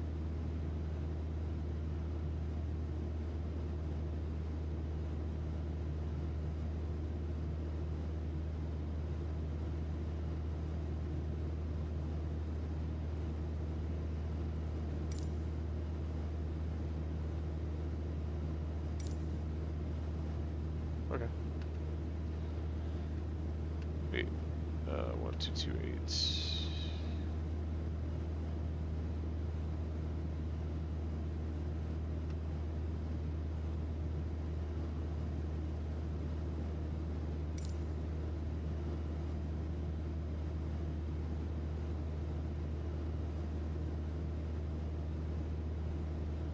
Still not able to see anything.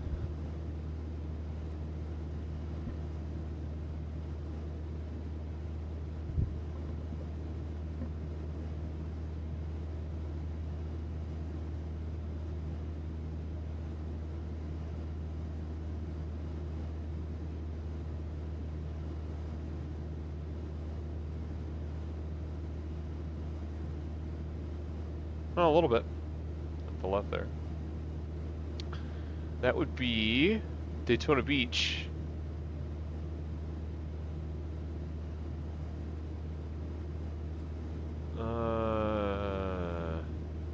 Because the international airport is right there, I wasn't going to get too close to it. Definitely wouldn't see it at 3,000 feet though, or 2,400 feet. See if I can zoom in on it though.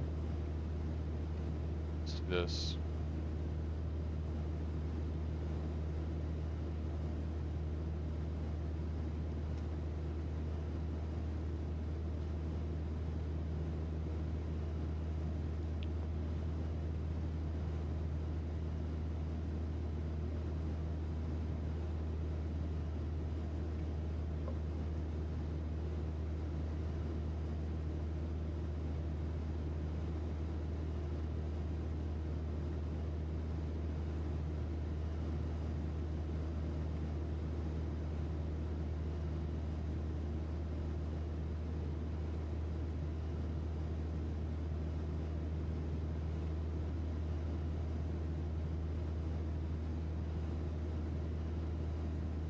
Okay, this is that's nice. Able to see a little bit more.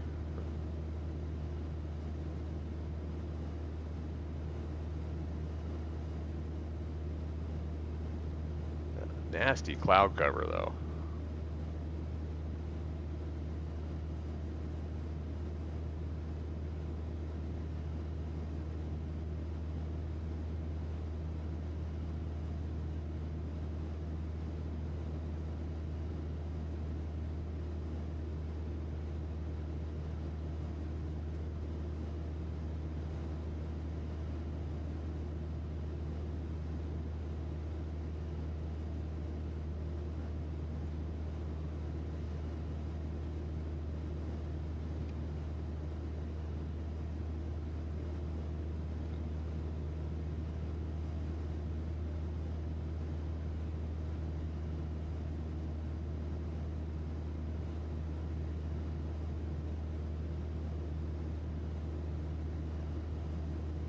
I went from here to here on the mixture. I think the dew point has a lot to do with the mixture. I just don't know I don't know how that works.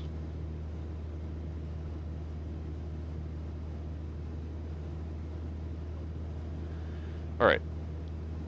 Before we go back onto land, I'm going to take us back up to 2,400 feet. So let's get our cockpit view on. And let's go to our altitude. We're going to take our altitude up to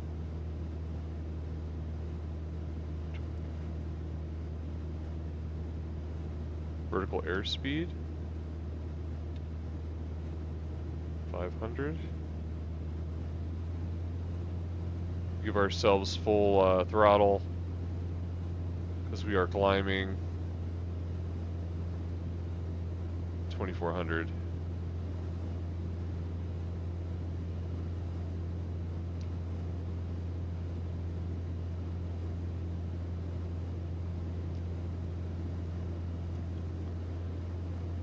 Okay, again, we're doing this because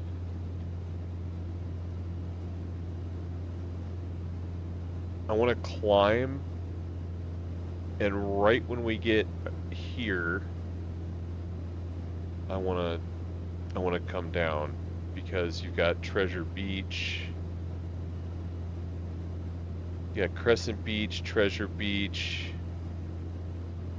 Marsh Creek, St. Augustine Beach. All of this is Old Town St. Augustine, West St. Augustine, all of this, and I want to get low for that.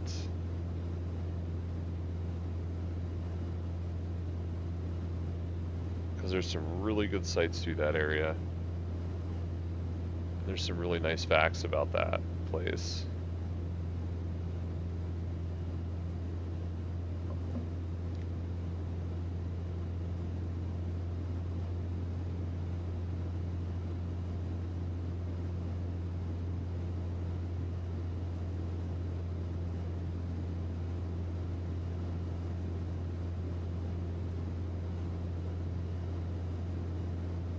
We have Ormond Beach out to the left of the aircraft there. Bulow Creek State Park.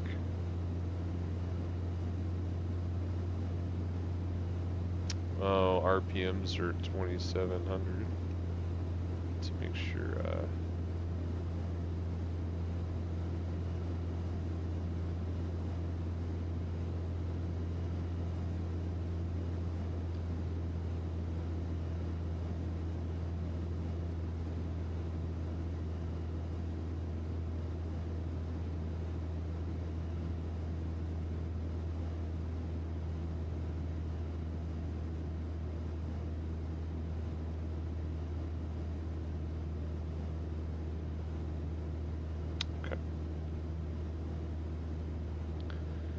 Alright, so we can see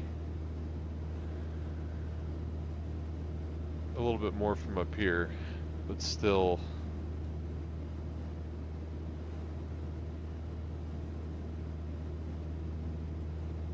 that's cool.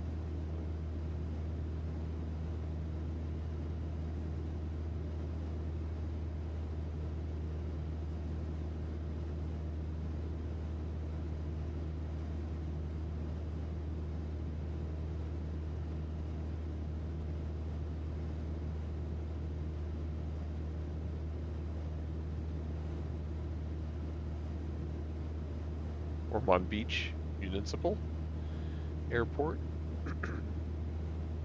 It's not on the Strip, it's past that.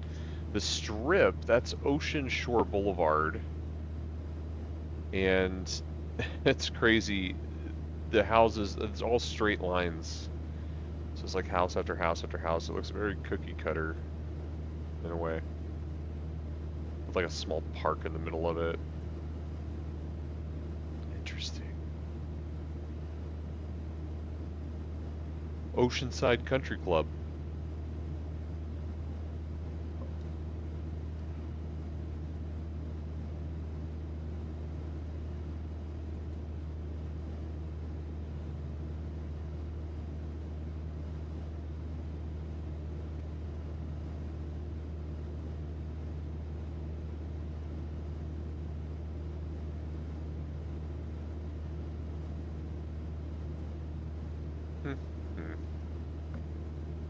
I still don't see anybody. Okay. Bulow Creek State Park is on the left.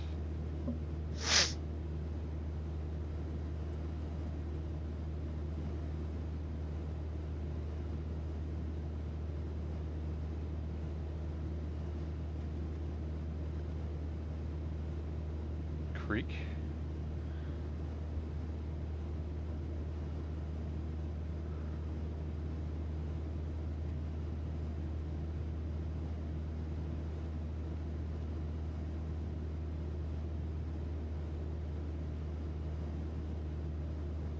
Containing one of the largest stands of southern live oak remaining on the east coast of Florida. The park's star is the Fairchild Oak, over 4 centuries old.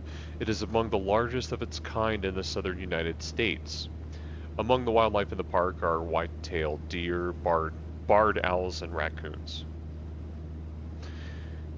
Hiking, canoeing, picnicking, wildlife viewing, primitive camping, nature trails, picnic pavilions, primitive campsites, 6 miles of trails.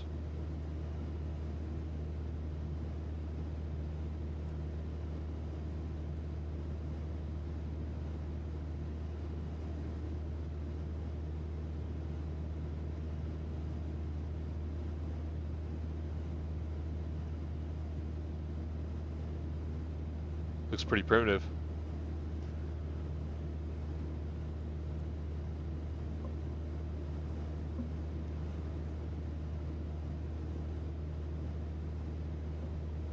That's the oak. 400-year-old oak. It's huge.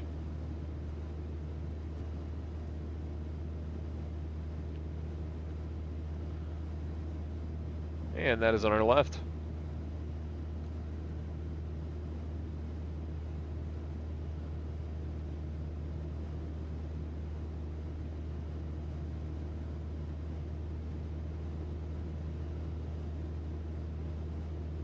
Graham Swamp is what we're going to be coming up on next. Graham. Never heard of that. Graham Swamp. Eventually, all these places are named after somebody or another.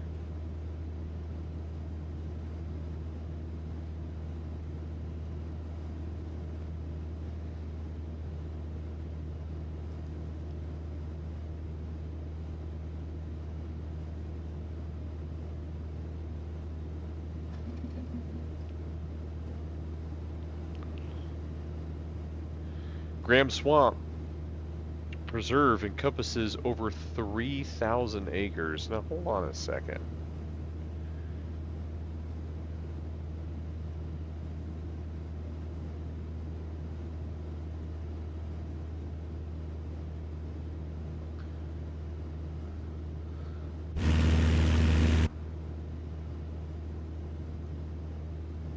Let me get my head out the window here, because this is going to be a good view.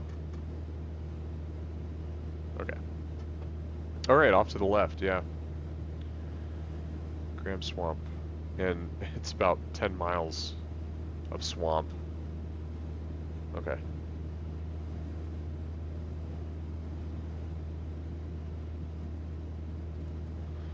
Most of this is very wet and impenetrable, a haven for wildlife and a recharge area for rainfall within the subdivisions of Palm Coast. But on a network of trails extending from multiple trailheads and community access points, visitors can explore the edges of this floodplain where Bulow Creek rises.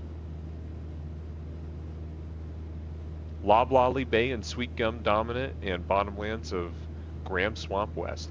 Sweetgum trees. I remember the sweetgum trees growing up. They would grow these big green star hard ball, like with spikes, and oh man, you could throw those things a mile. We have sweetgum tree wars.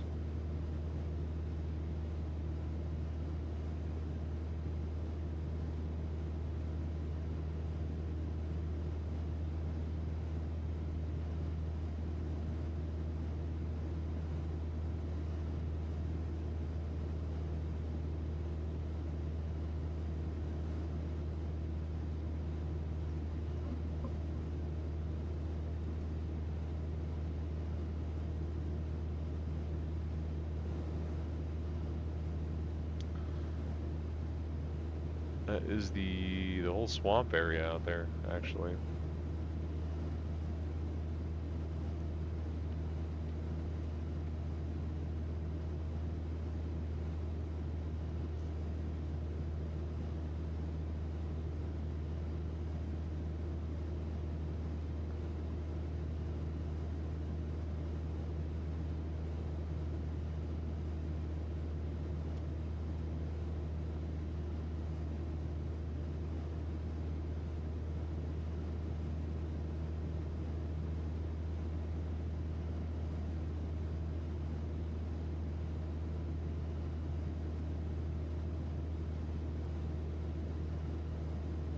Graham Swamp.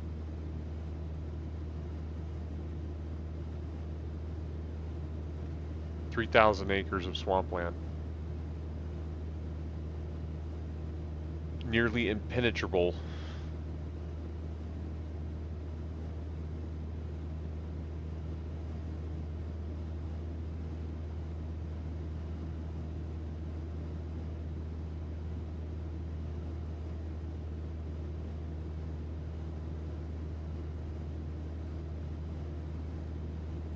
It's funny, we're coming up on like 15 miles of coastline with names like Guanatolomato Matazas National Estuarine Research Reserve, Favor Dike State Park, Matanzas Matanzas State Forest, Moses Creek Conservation Area. I mean, if you find enough swamp, I guess you can just start naming it. I mean, that's a lot of swamp.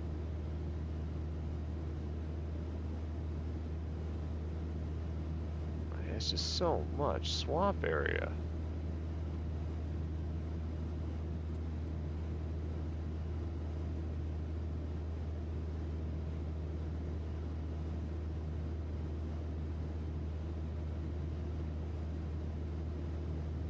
I've got Hammock Beach off to the left here. Hammock Beach. Beautiful, beautiful place. Golf courses, country clubs. I mean, it is creme de la creme. Hammock Beach, Florida.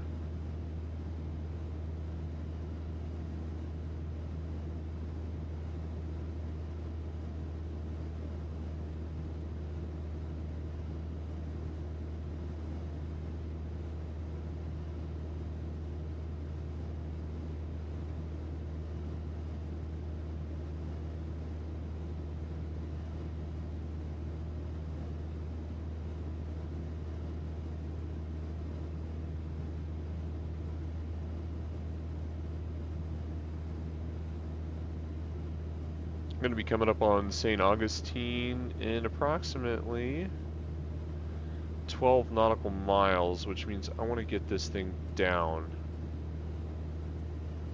to a reasonable speed. I can see.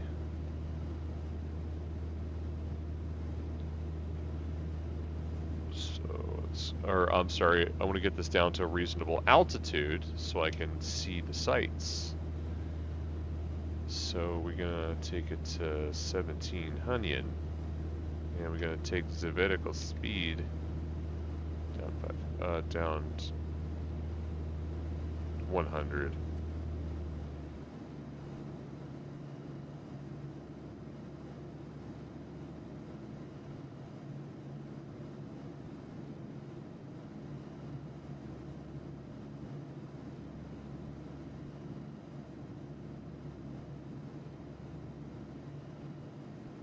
Okay.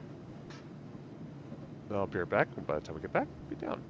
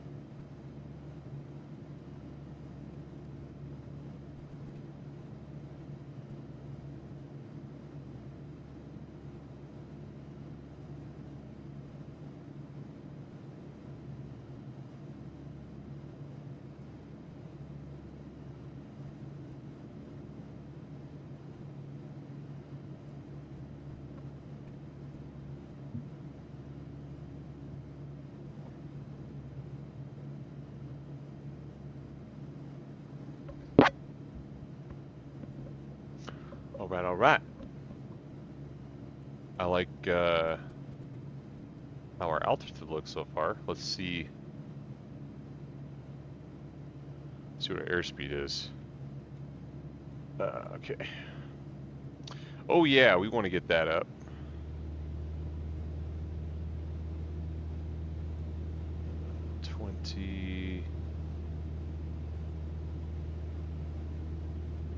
That's good.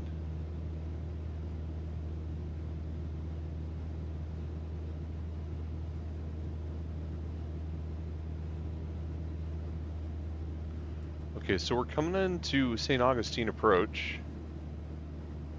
Let me show you guys real quick.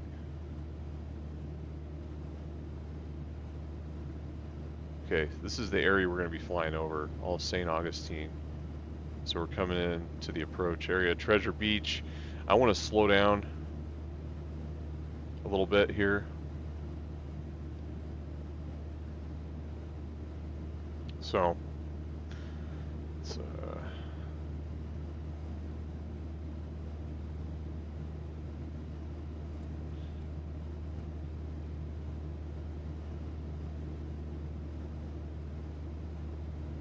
oh, come on, give me my center. Thank you. Okay. So, how can I do this? I'm gonna give you like a really cool view.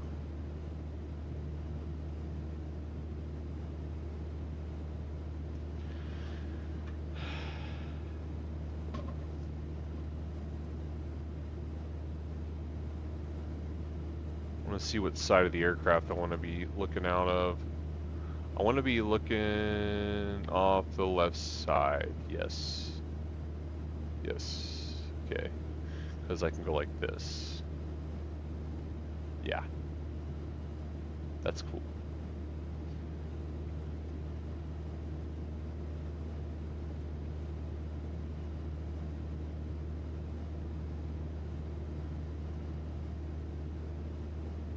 Alright. So now we got our position. Let's pull this up. One of my favorite places as a kid to visit. So cool. St. Augustine.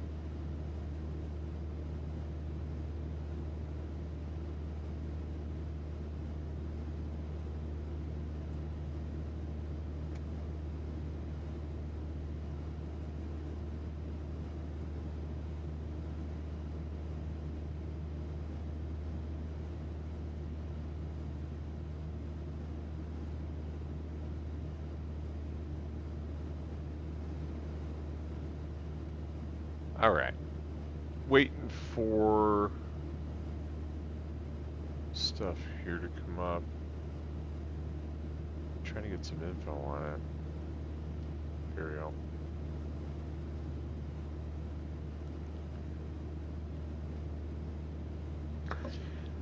The city of St. Augustine was founded in 1565 by Spanish explorers. It's the oldest continuously inhabited European established settlement in what is now the contiguous United States. It was founded on September 8, 1565 by Pedro Menendez de Aviles, Florida's first governor. It's really cool. He named the settlement St. Augustine for his ships bearing settlers, troops, and supplies from Spain had first sighted land in Florida 11 days earlier on August 28th, the feast day of St. Augustine. The city served as the capital of Spanish Florida for over 200 years, and it was designated as the capital of British East Florida when the colony was established in 1763. Great Britain returned Florida to Spain in 1783. And I think what's so cool about this is the artwork and stuff. You know, you look at this.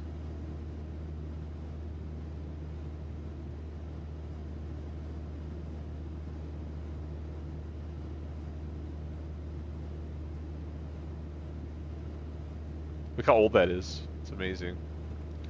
It's really cool. All that's original stuff.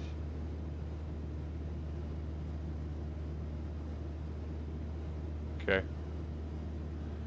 So, we're going to be looking onto the city. So the city is going to be actually out here. Like out here in this area.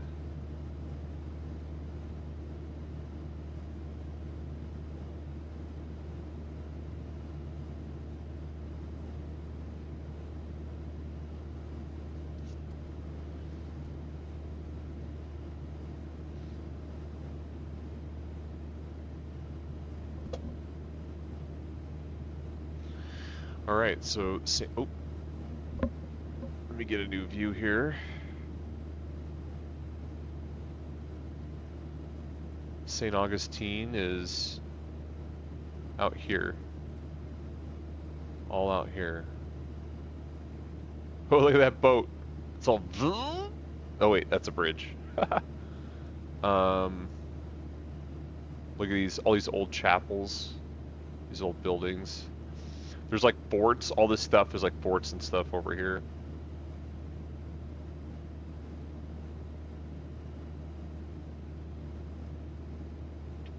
Oh, right there. That's Fort St. Augustine. That is a yacht.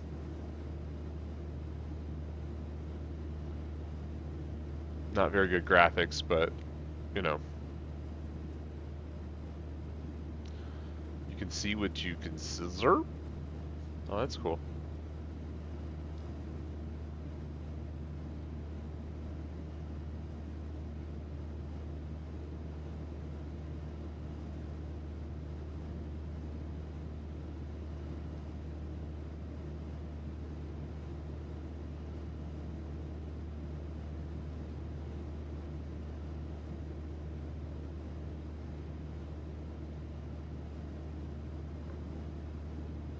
And we're going to turn right back over the city. We'll be able to look out the left-hand side of the plane again.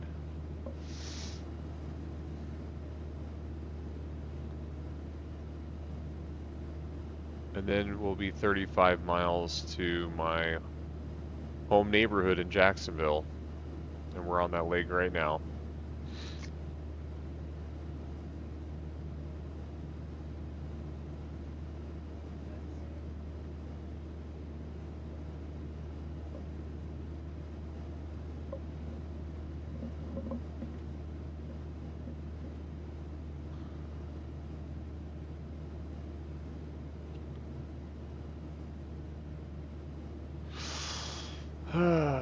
I would turn the graphics up, but the streaming just isn't as good.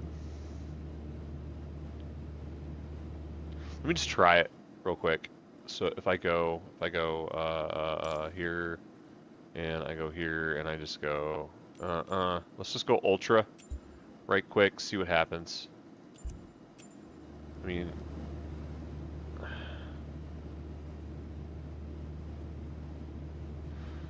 okay, let's see if I can change the rendering distance to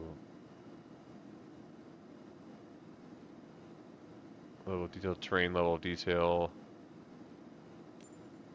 and save. Okay, I'm at 19 frames, 22 frames, 30 frames, right around 30 frames. I mean, the detail looks really good. Let's see. That is Northeast Florida Regional. I don't see any traffic right now in the area. Any air taking off.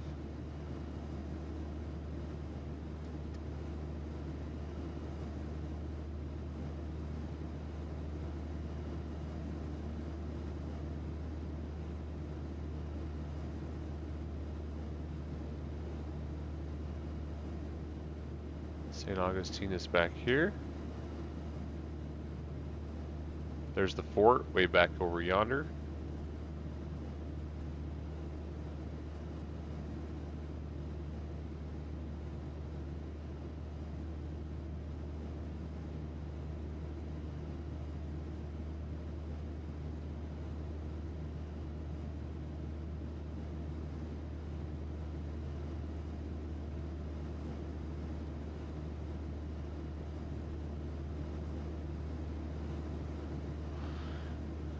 And that's Northeast Florida Regional.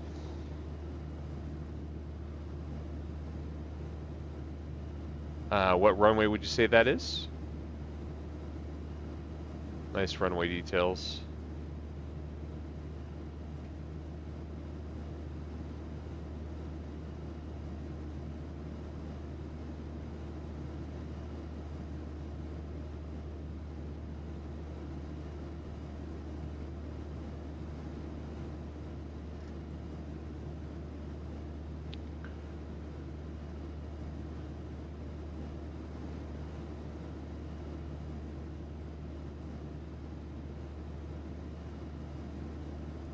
So again, 2,500 is our max altitude. We're at 1,700 right now. And we're heading out of St. Augustine. Goodbye, St. Augustine. It's nice to visit you. But we must be heading to much greener pastures. Okay, we are at 20 frames. So I'm going to take it back to...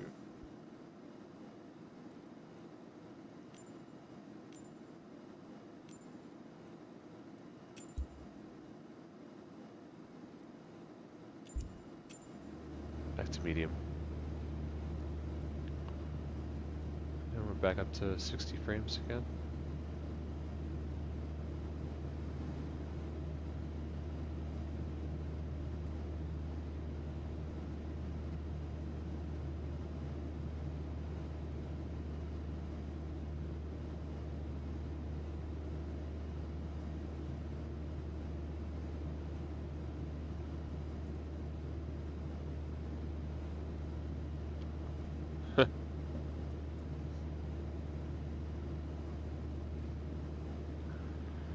Okay, so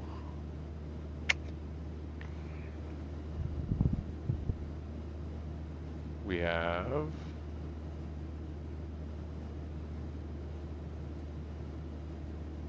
25 nautical miles to our next destination.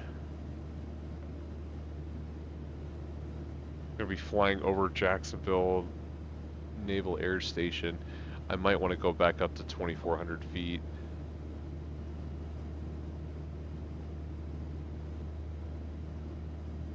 I think I do want to go back up to 2,400 feet. So, let's go back up to 2,400 feet. For airspeed.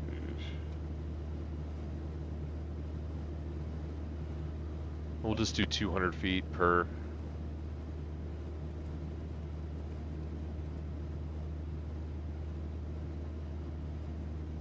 That way I don't have to mess with the, I'll mess with the RPMs.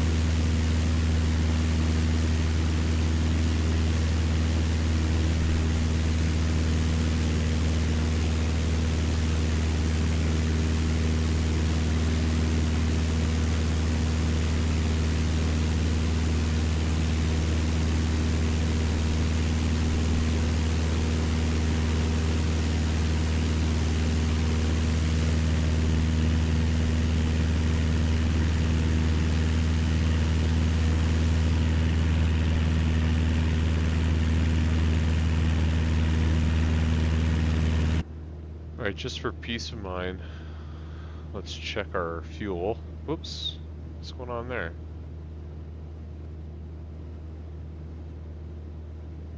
Okay.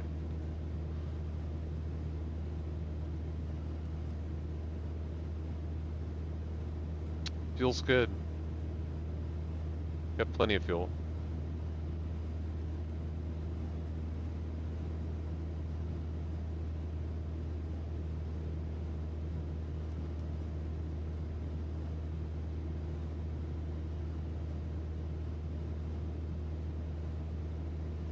I have no idea what this means. I think it's pistons. 1, 2, 3, 4. 4 cylinders. EGT. Degrees Fahrenheit. 1455.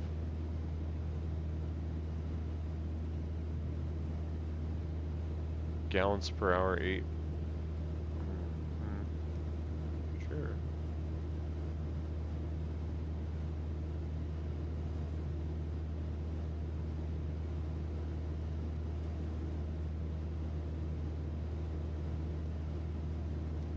Okay.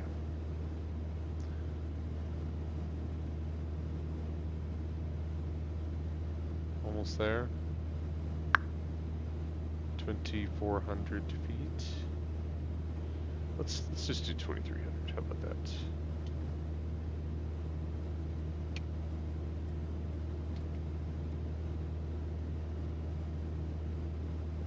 There we go.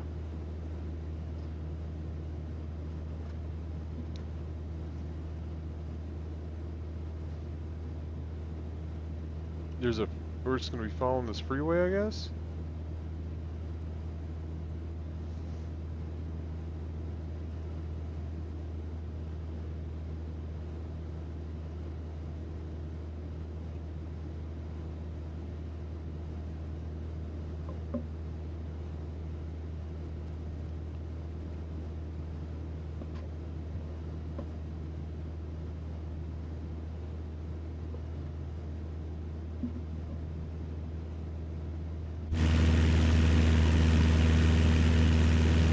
This is the, let's see, it's the Florida route, let's see, 98, I-95, and the 90, I-95 and the 9.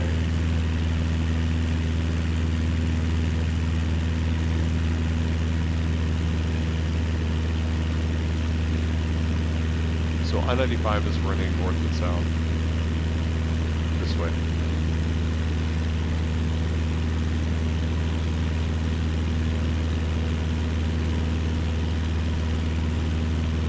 The Julington-Durbin Preserve is over here to the left.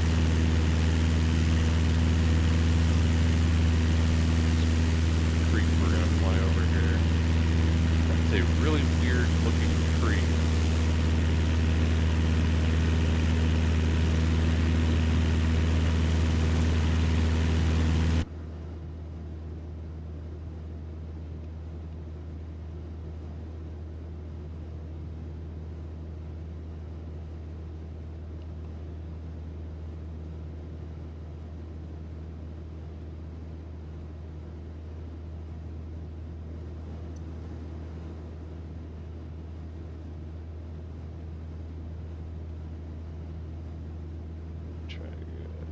Here we go again with the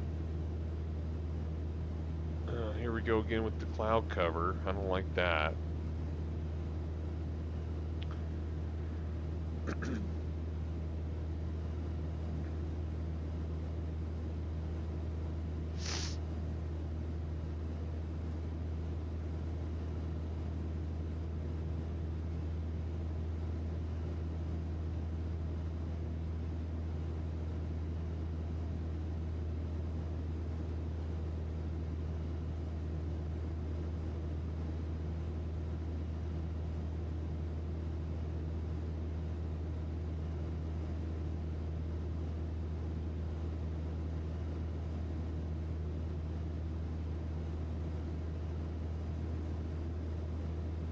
Now, NAS Jax, I'm going to fly over at 2,400 feet. But when it comes to Normandy, I want to bring that down just after that again to 1,700. I want to see if I can fly over and see where I used to live. If I could pause the flight, that'd be cool. No biggie though. We're going to be crossing the St. Johns River. And we'll be doing that in about 2 minutes.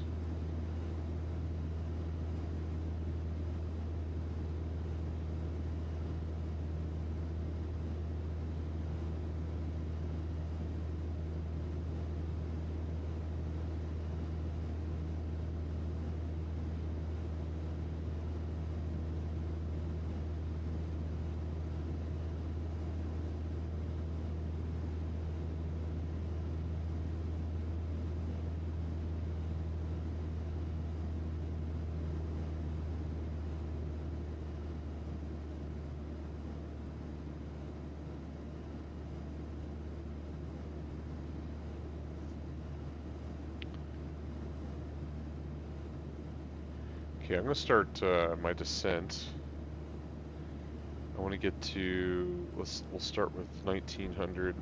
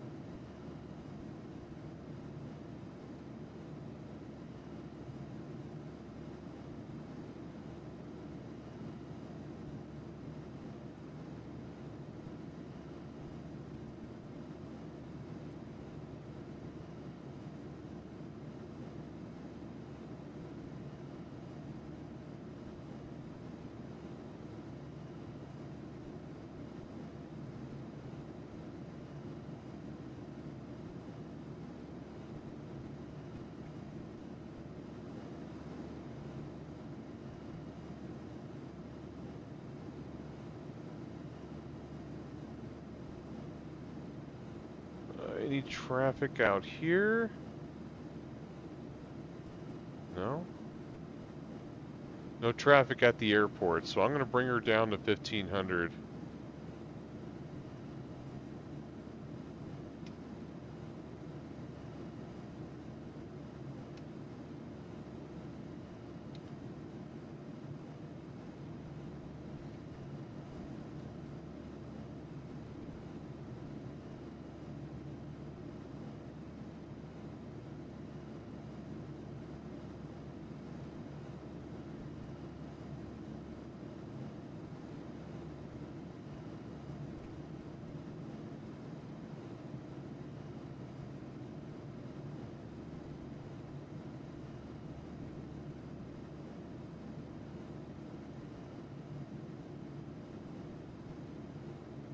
Oh, that's NAS Jax. Hello, NAS Jax.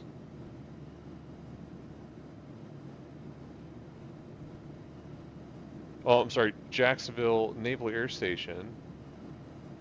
Indeed. Oop.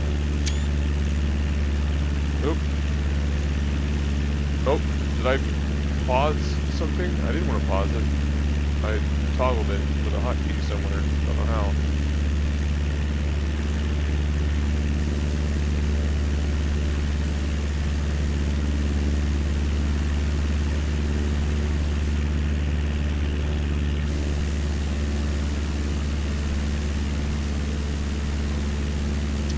I went to quite a few air shows there. Maybe not quite a few, but a few. And like every naval air station, you must have a golf course.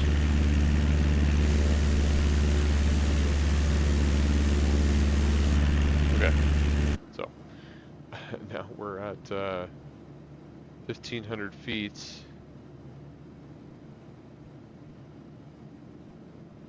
I'm going to go to 2,200 RPM.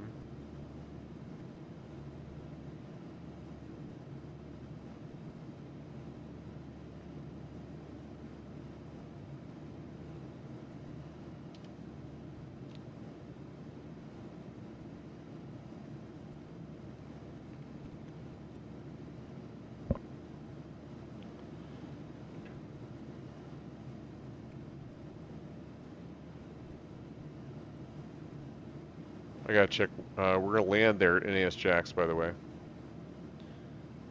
So I'm gonna figure out. Looks like we need the altimeter at 29 or 9 or 7.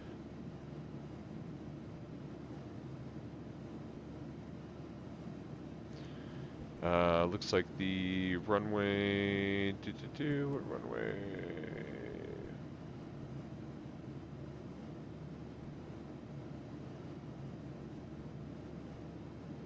It's at 3 knots. So we're landing at, yep, we're good. Yep.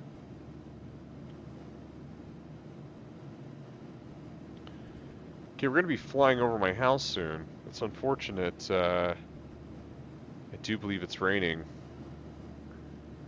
says it's clear, but that's bullcrap. I mean, on little nav map, it says it's clear, but but that's bullcrap. So we're gonna fly over my house. I'm not gonna be able to see it.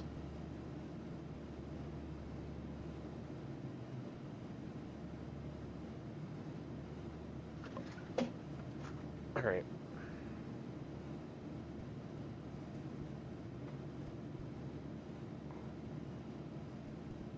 Sorry, just getting situated. Sorry about that, guys. Just getting situated. I'm gonna be landing soon, so. Good news is it looks like there is some clearness down by underneath the ceiling. Well, this has been a great trip. You know, we flew from Fort Lauderdale executive all the way up the coast. Saw some sights.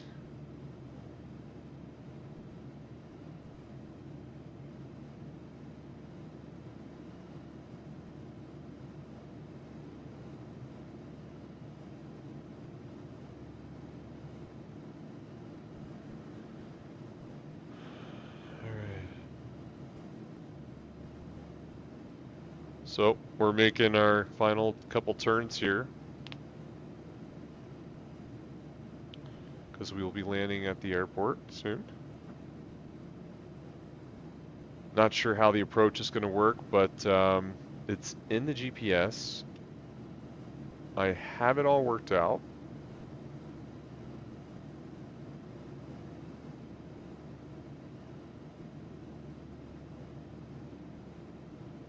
Not going to be able to see anything though.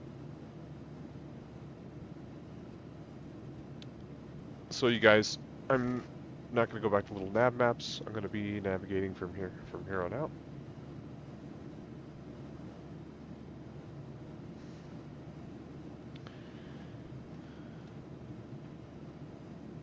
Going through a little bit of turbulence.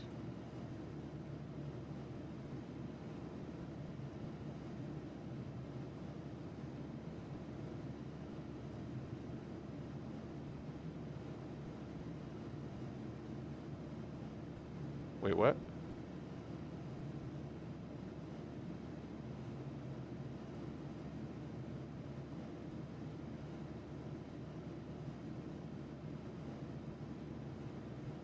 Okay, I'm just gonna let my nav do its thing. It's going a little bit off course from what I had originally scheduled in here. It's gonna have me turn south, heading back the wrong way. So, okay, I'm gonna have to turn, I can't turn the autopilot off.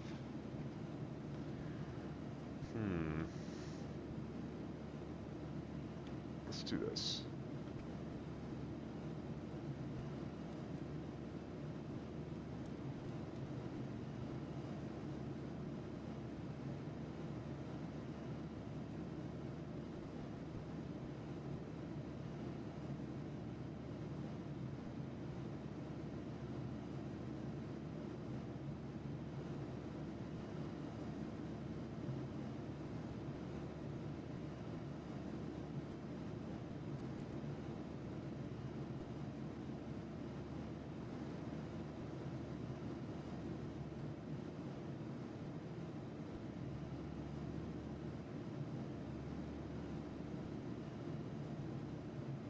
Go, it's G-O-N-Y-O.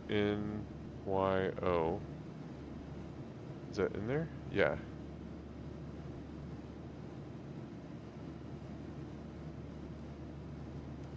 Activate.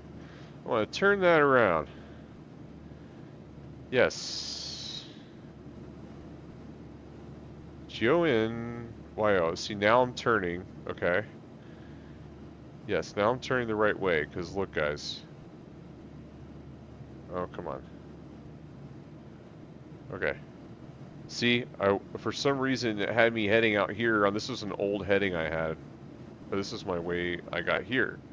Then I was supposed to come here to GNOYO and come in this way. But now I'm going to here, and I'm going to come in here. So I'm going to go search for my approach.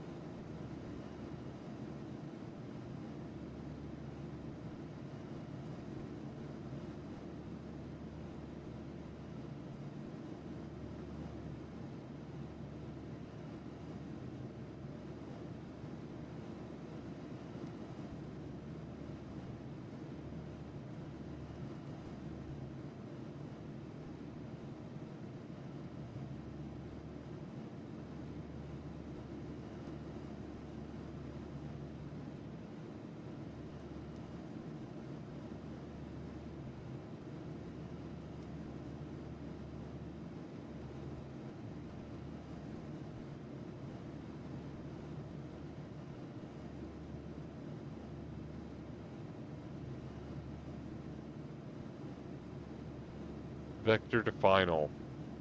Oh, come on, man. Is this right?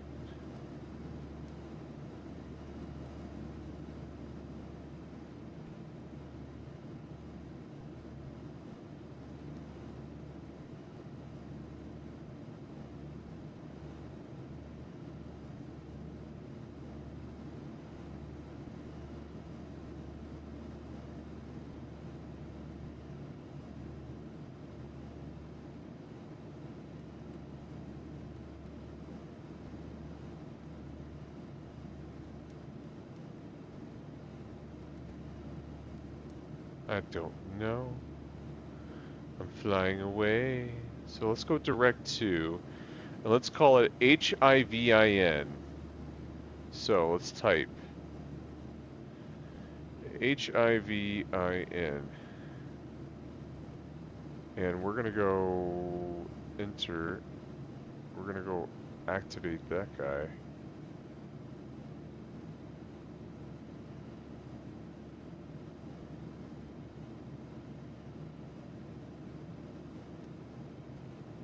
Activating that.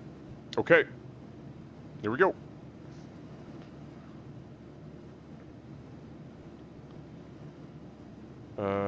Activate. Come on. Activate it. Oh, I didn't load it in the flight plan?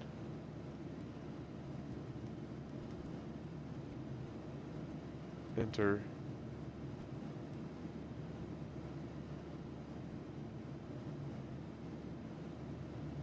Activate it, please. Wait. Okay. Enter. Activate.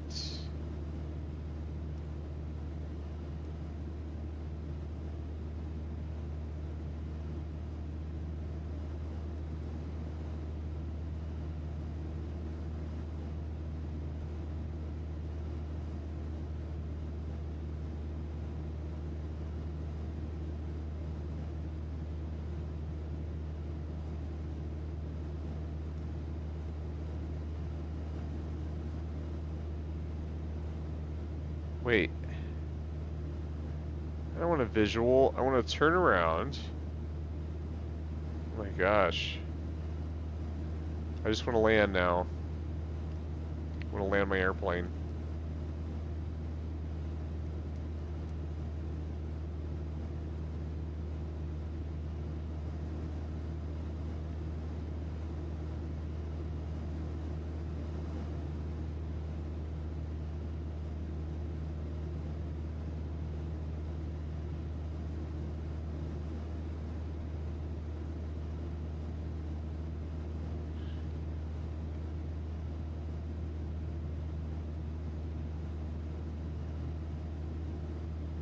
HIVIN. Enter.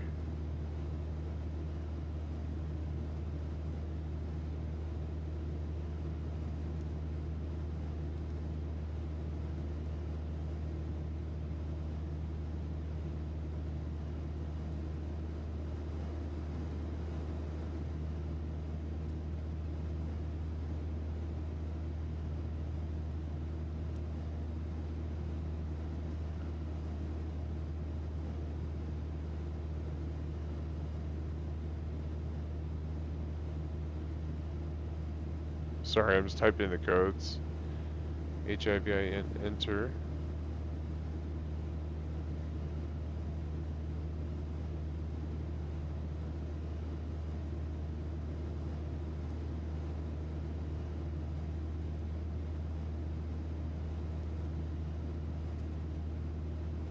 Flight plan.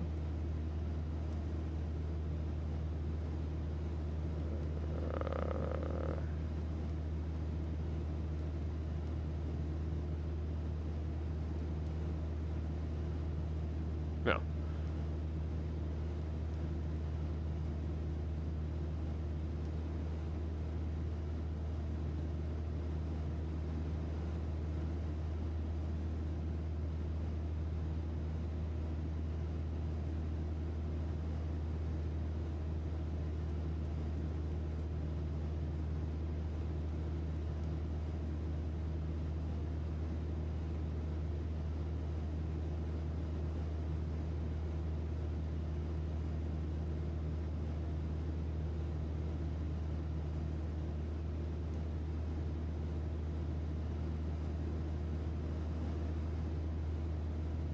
Nothing's changing. Altitude, direction, nothing's changing. This is more frustrating than a frustrating can be. Okay, so since there are no mountains, here we go. Let's go to heading. We're gonna switch our heading bug. Okay, the heading for the airport is we need 60 degrees.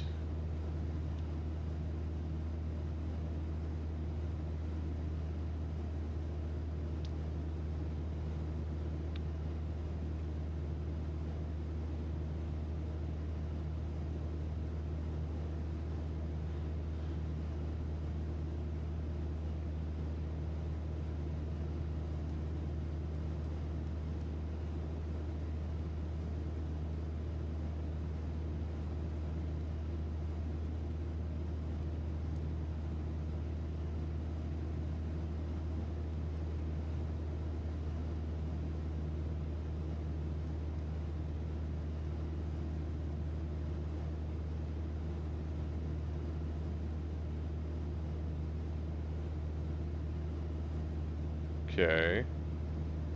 Now, I want flight plan. No, I want direct to. No, I want. No, I want. No.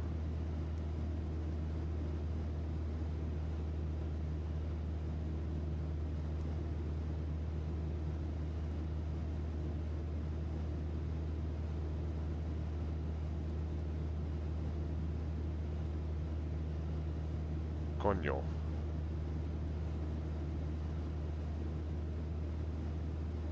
Coño. Enter. Enter. Activate.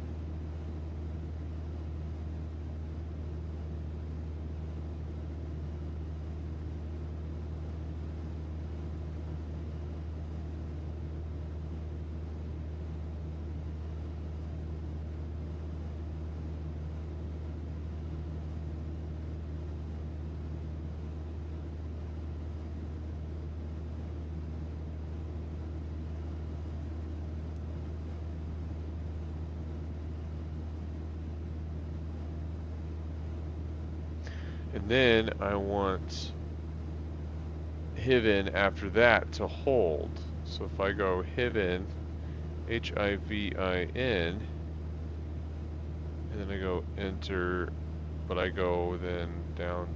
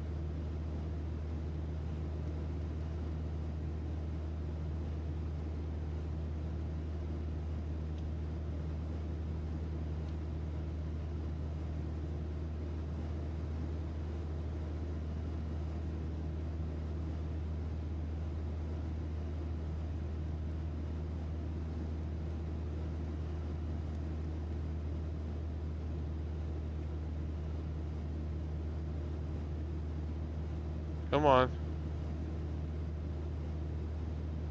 Okay. Not working. We need to go on a heading. This needs to stay. Pitch. Okay. Alright.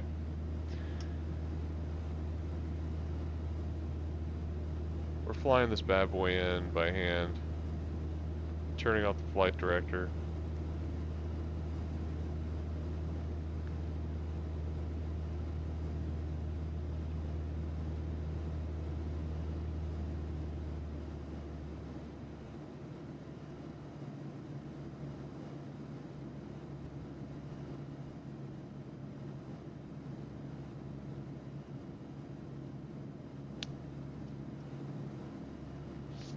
So our heading bug should be at 10. And that's where the airport is.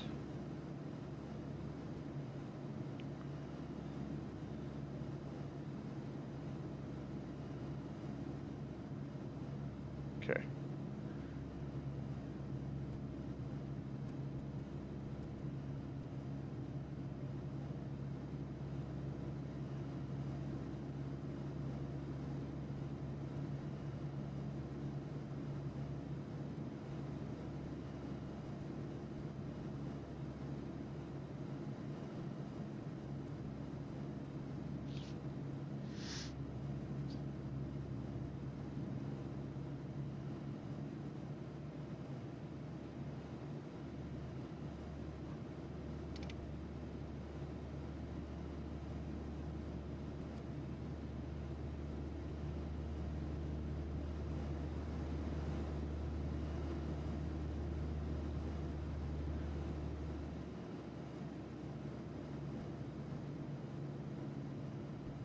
Okay, we're almost 2 nautical miles outside the airport. I'm gonna start dropping down to 1,000 feet to enter the pattern altitude.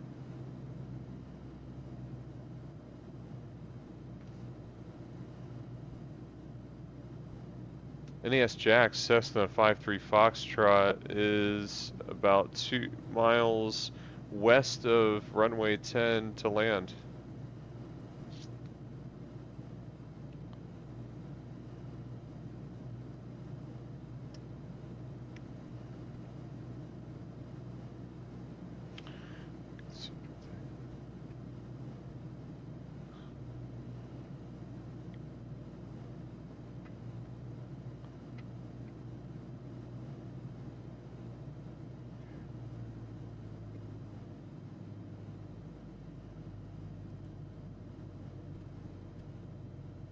Get ready for flaps.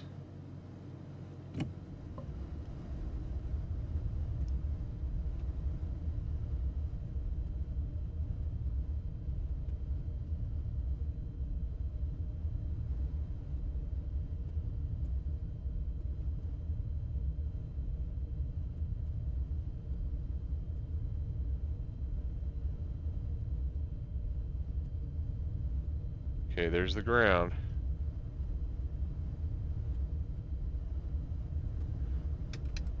Our taxi and landing lights are on.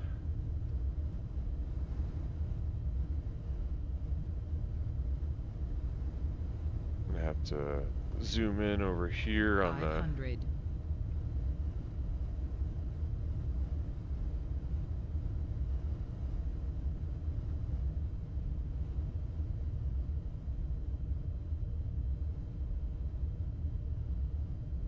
Okay.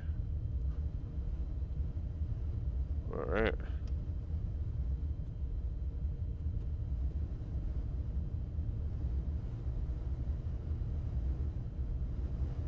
A little low. Can't see the airport yet. Okay, I think I can see it now.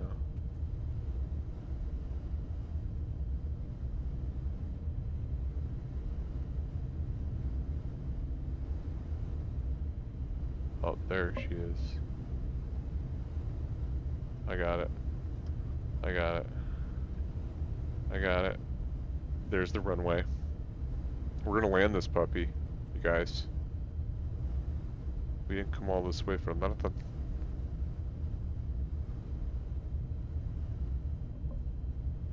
NAS Jax, Cessna 53 Foxtrot on final for runway 10, 53 Foxtrot.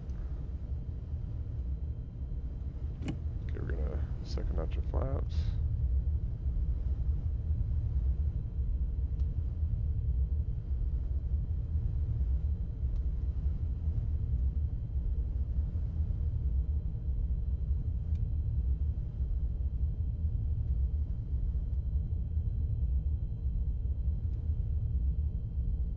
And 30 degrees of flaps coming down.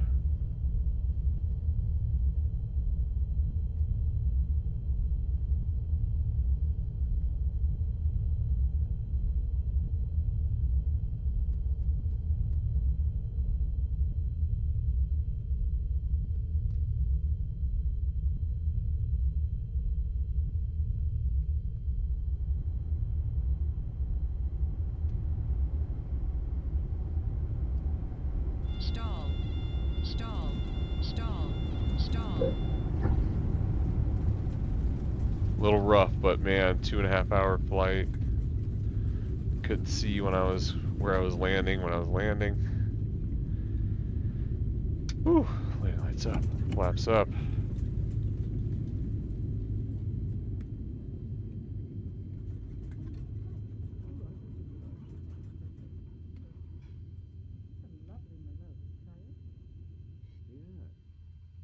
Excellent. I prefer the 73. Oh, do you? I didn't see it. It's smoother and has a nicer nose. Well, the bouquet of this is quite good. Usually like the Shiraz. Well, there's no accounting for taste.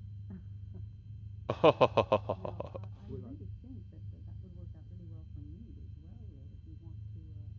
Yes, well, you know, when I was on the continent, I had a Syrah that was extraordinary in Tuscany. Oh, in Tuscany, yes. Well, the Italians are amazing with their wine. The southern side of the mountain slopes is where we go. What was it that you had when you brought it by the house last year, the Sangiovese, right? Yes, yes. That was you delightful. have such a good memory. No, well, Too much oak I for me. enjoy. You know. Now, on a lighter note, my darling. NAS Jax, welcome to NAS Jax. NAS Jax, Cessna 53 Foxtrot, taxi into general aviation parking. Well, they're going to come back, aren't they?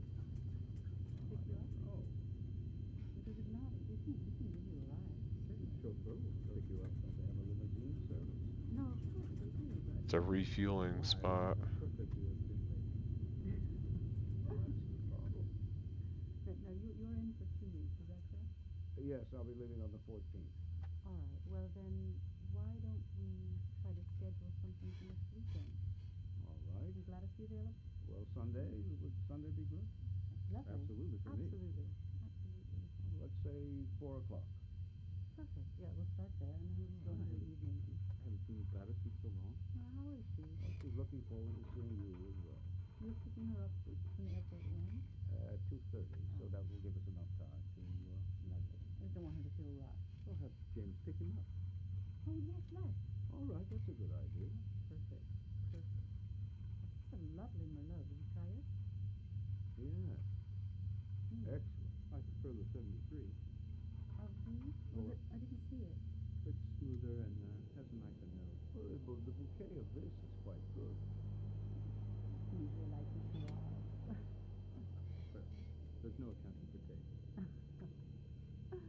Now, I really think that would work out. Alright, these guys are going to have to stop talking about Shiraz.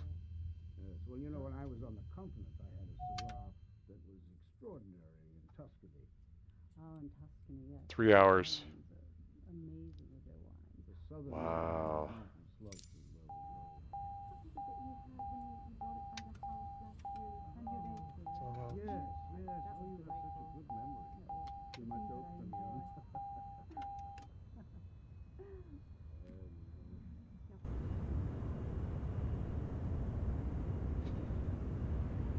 Yeah.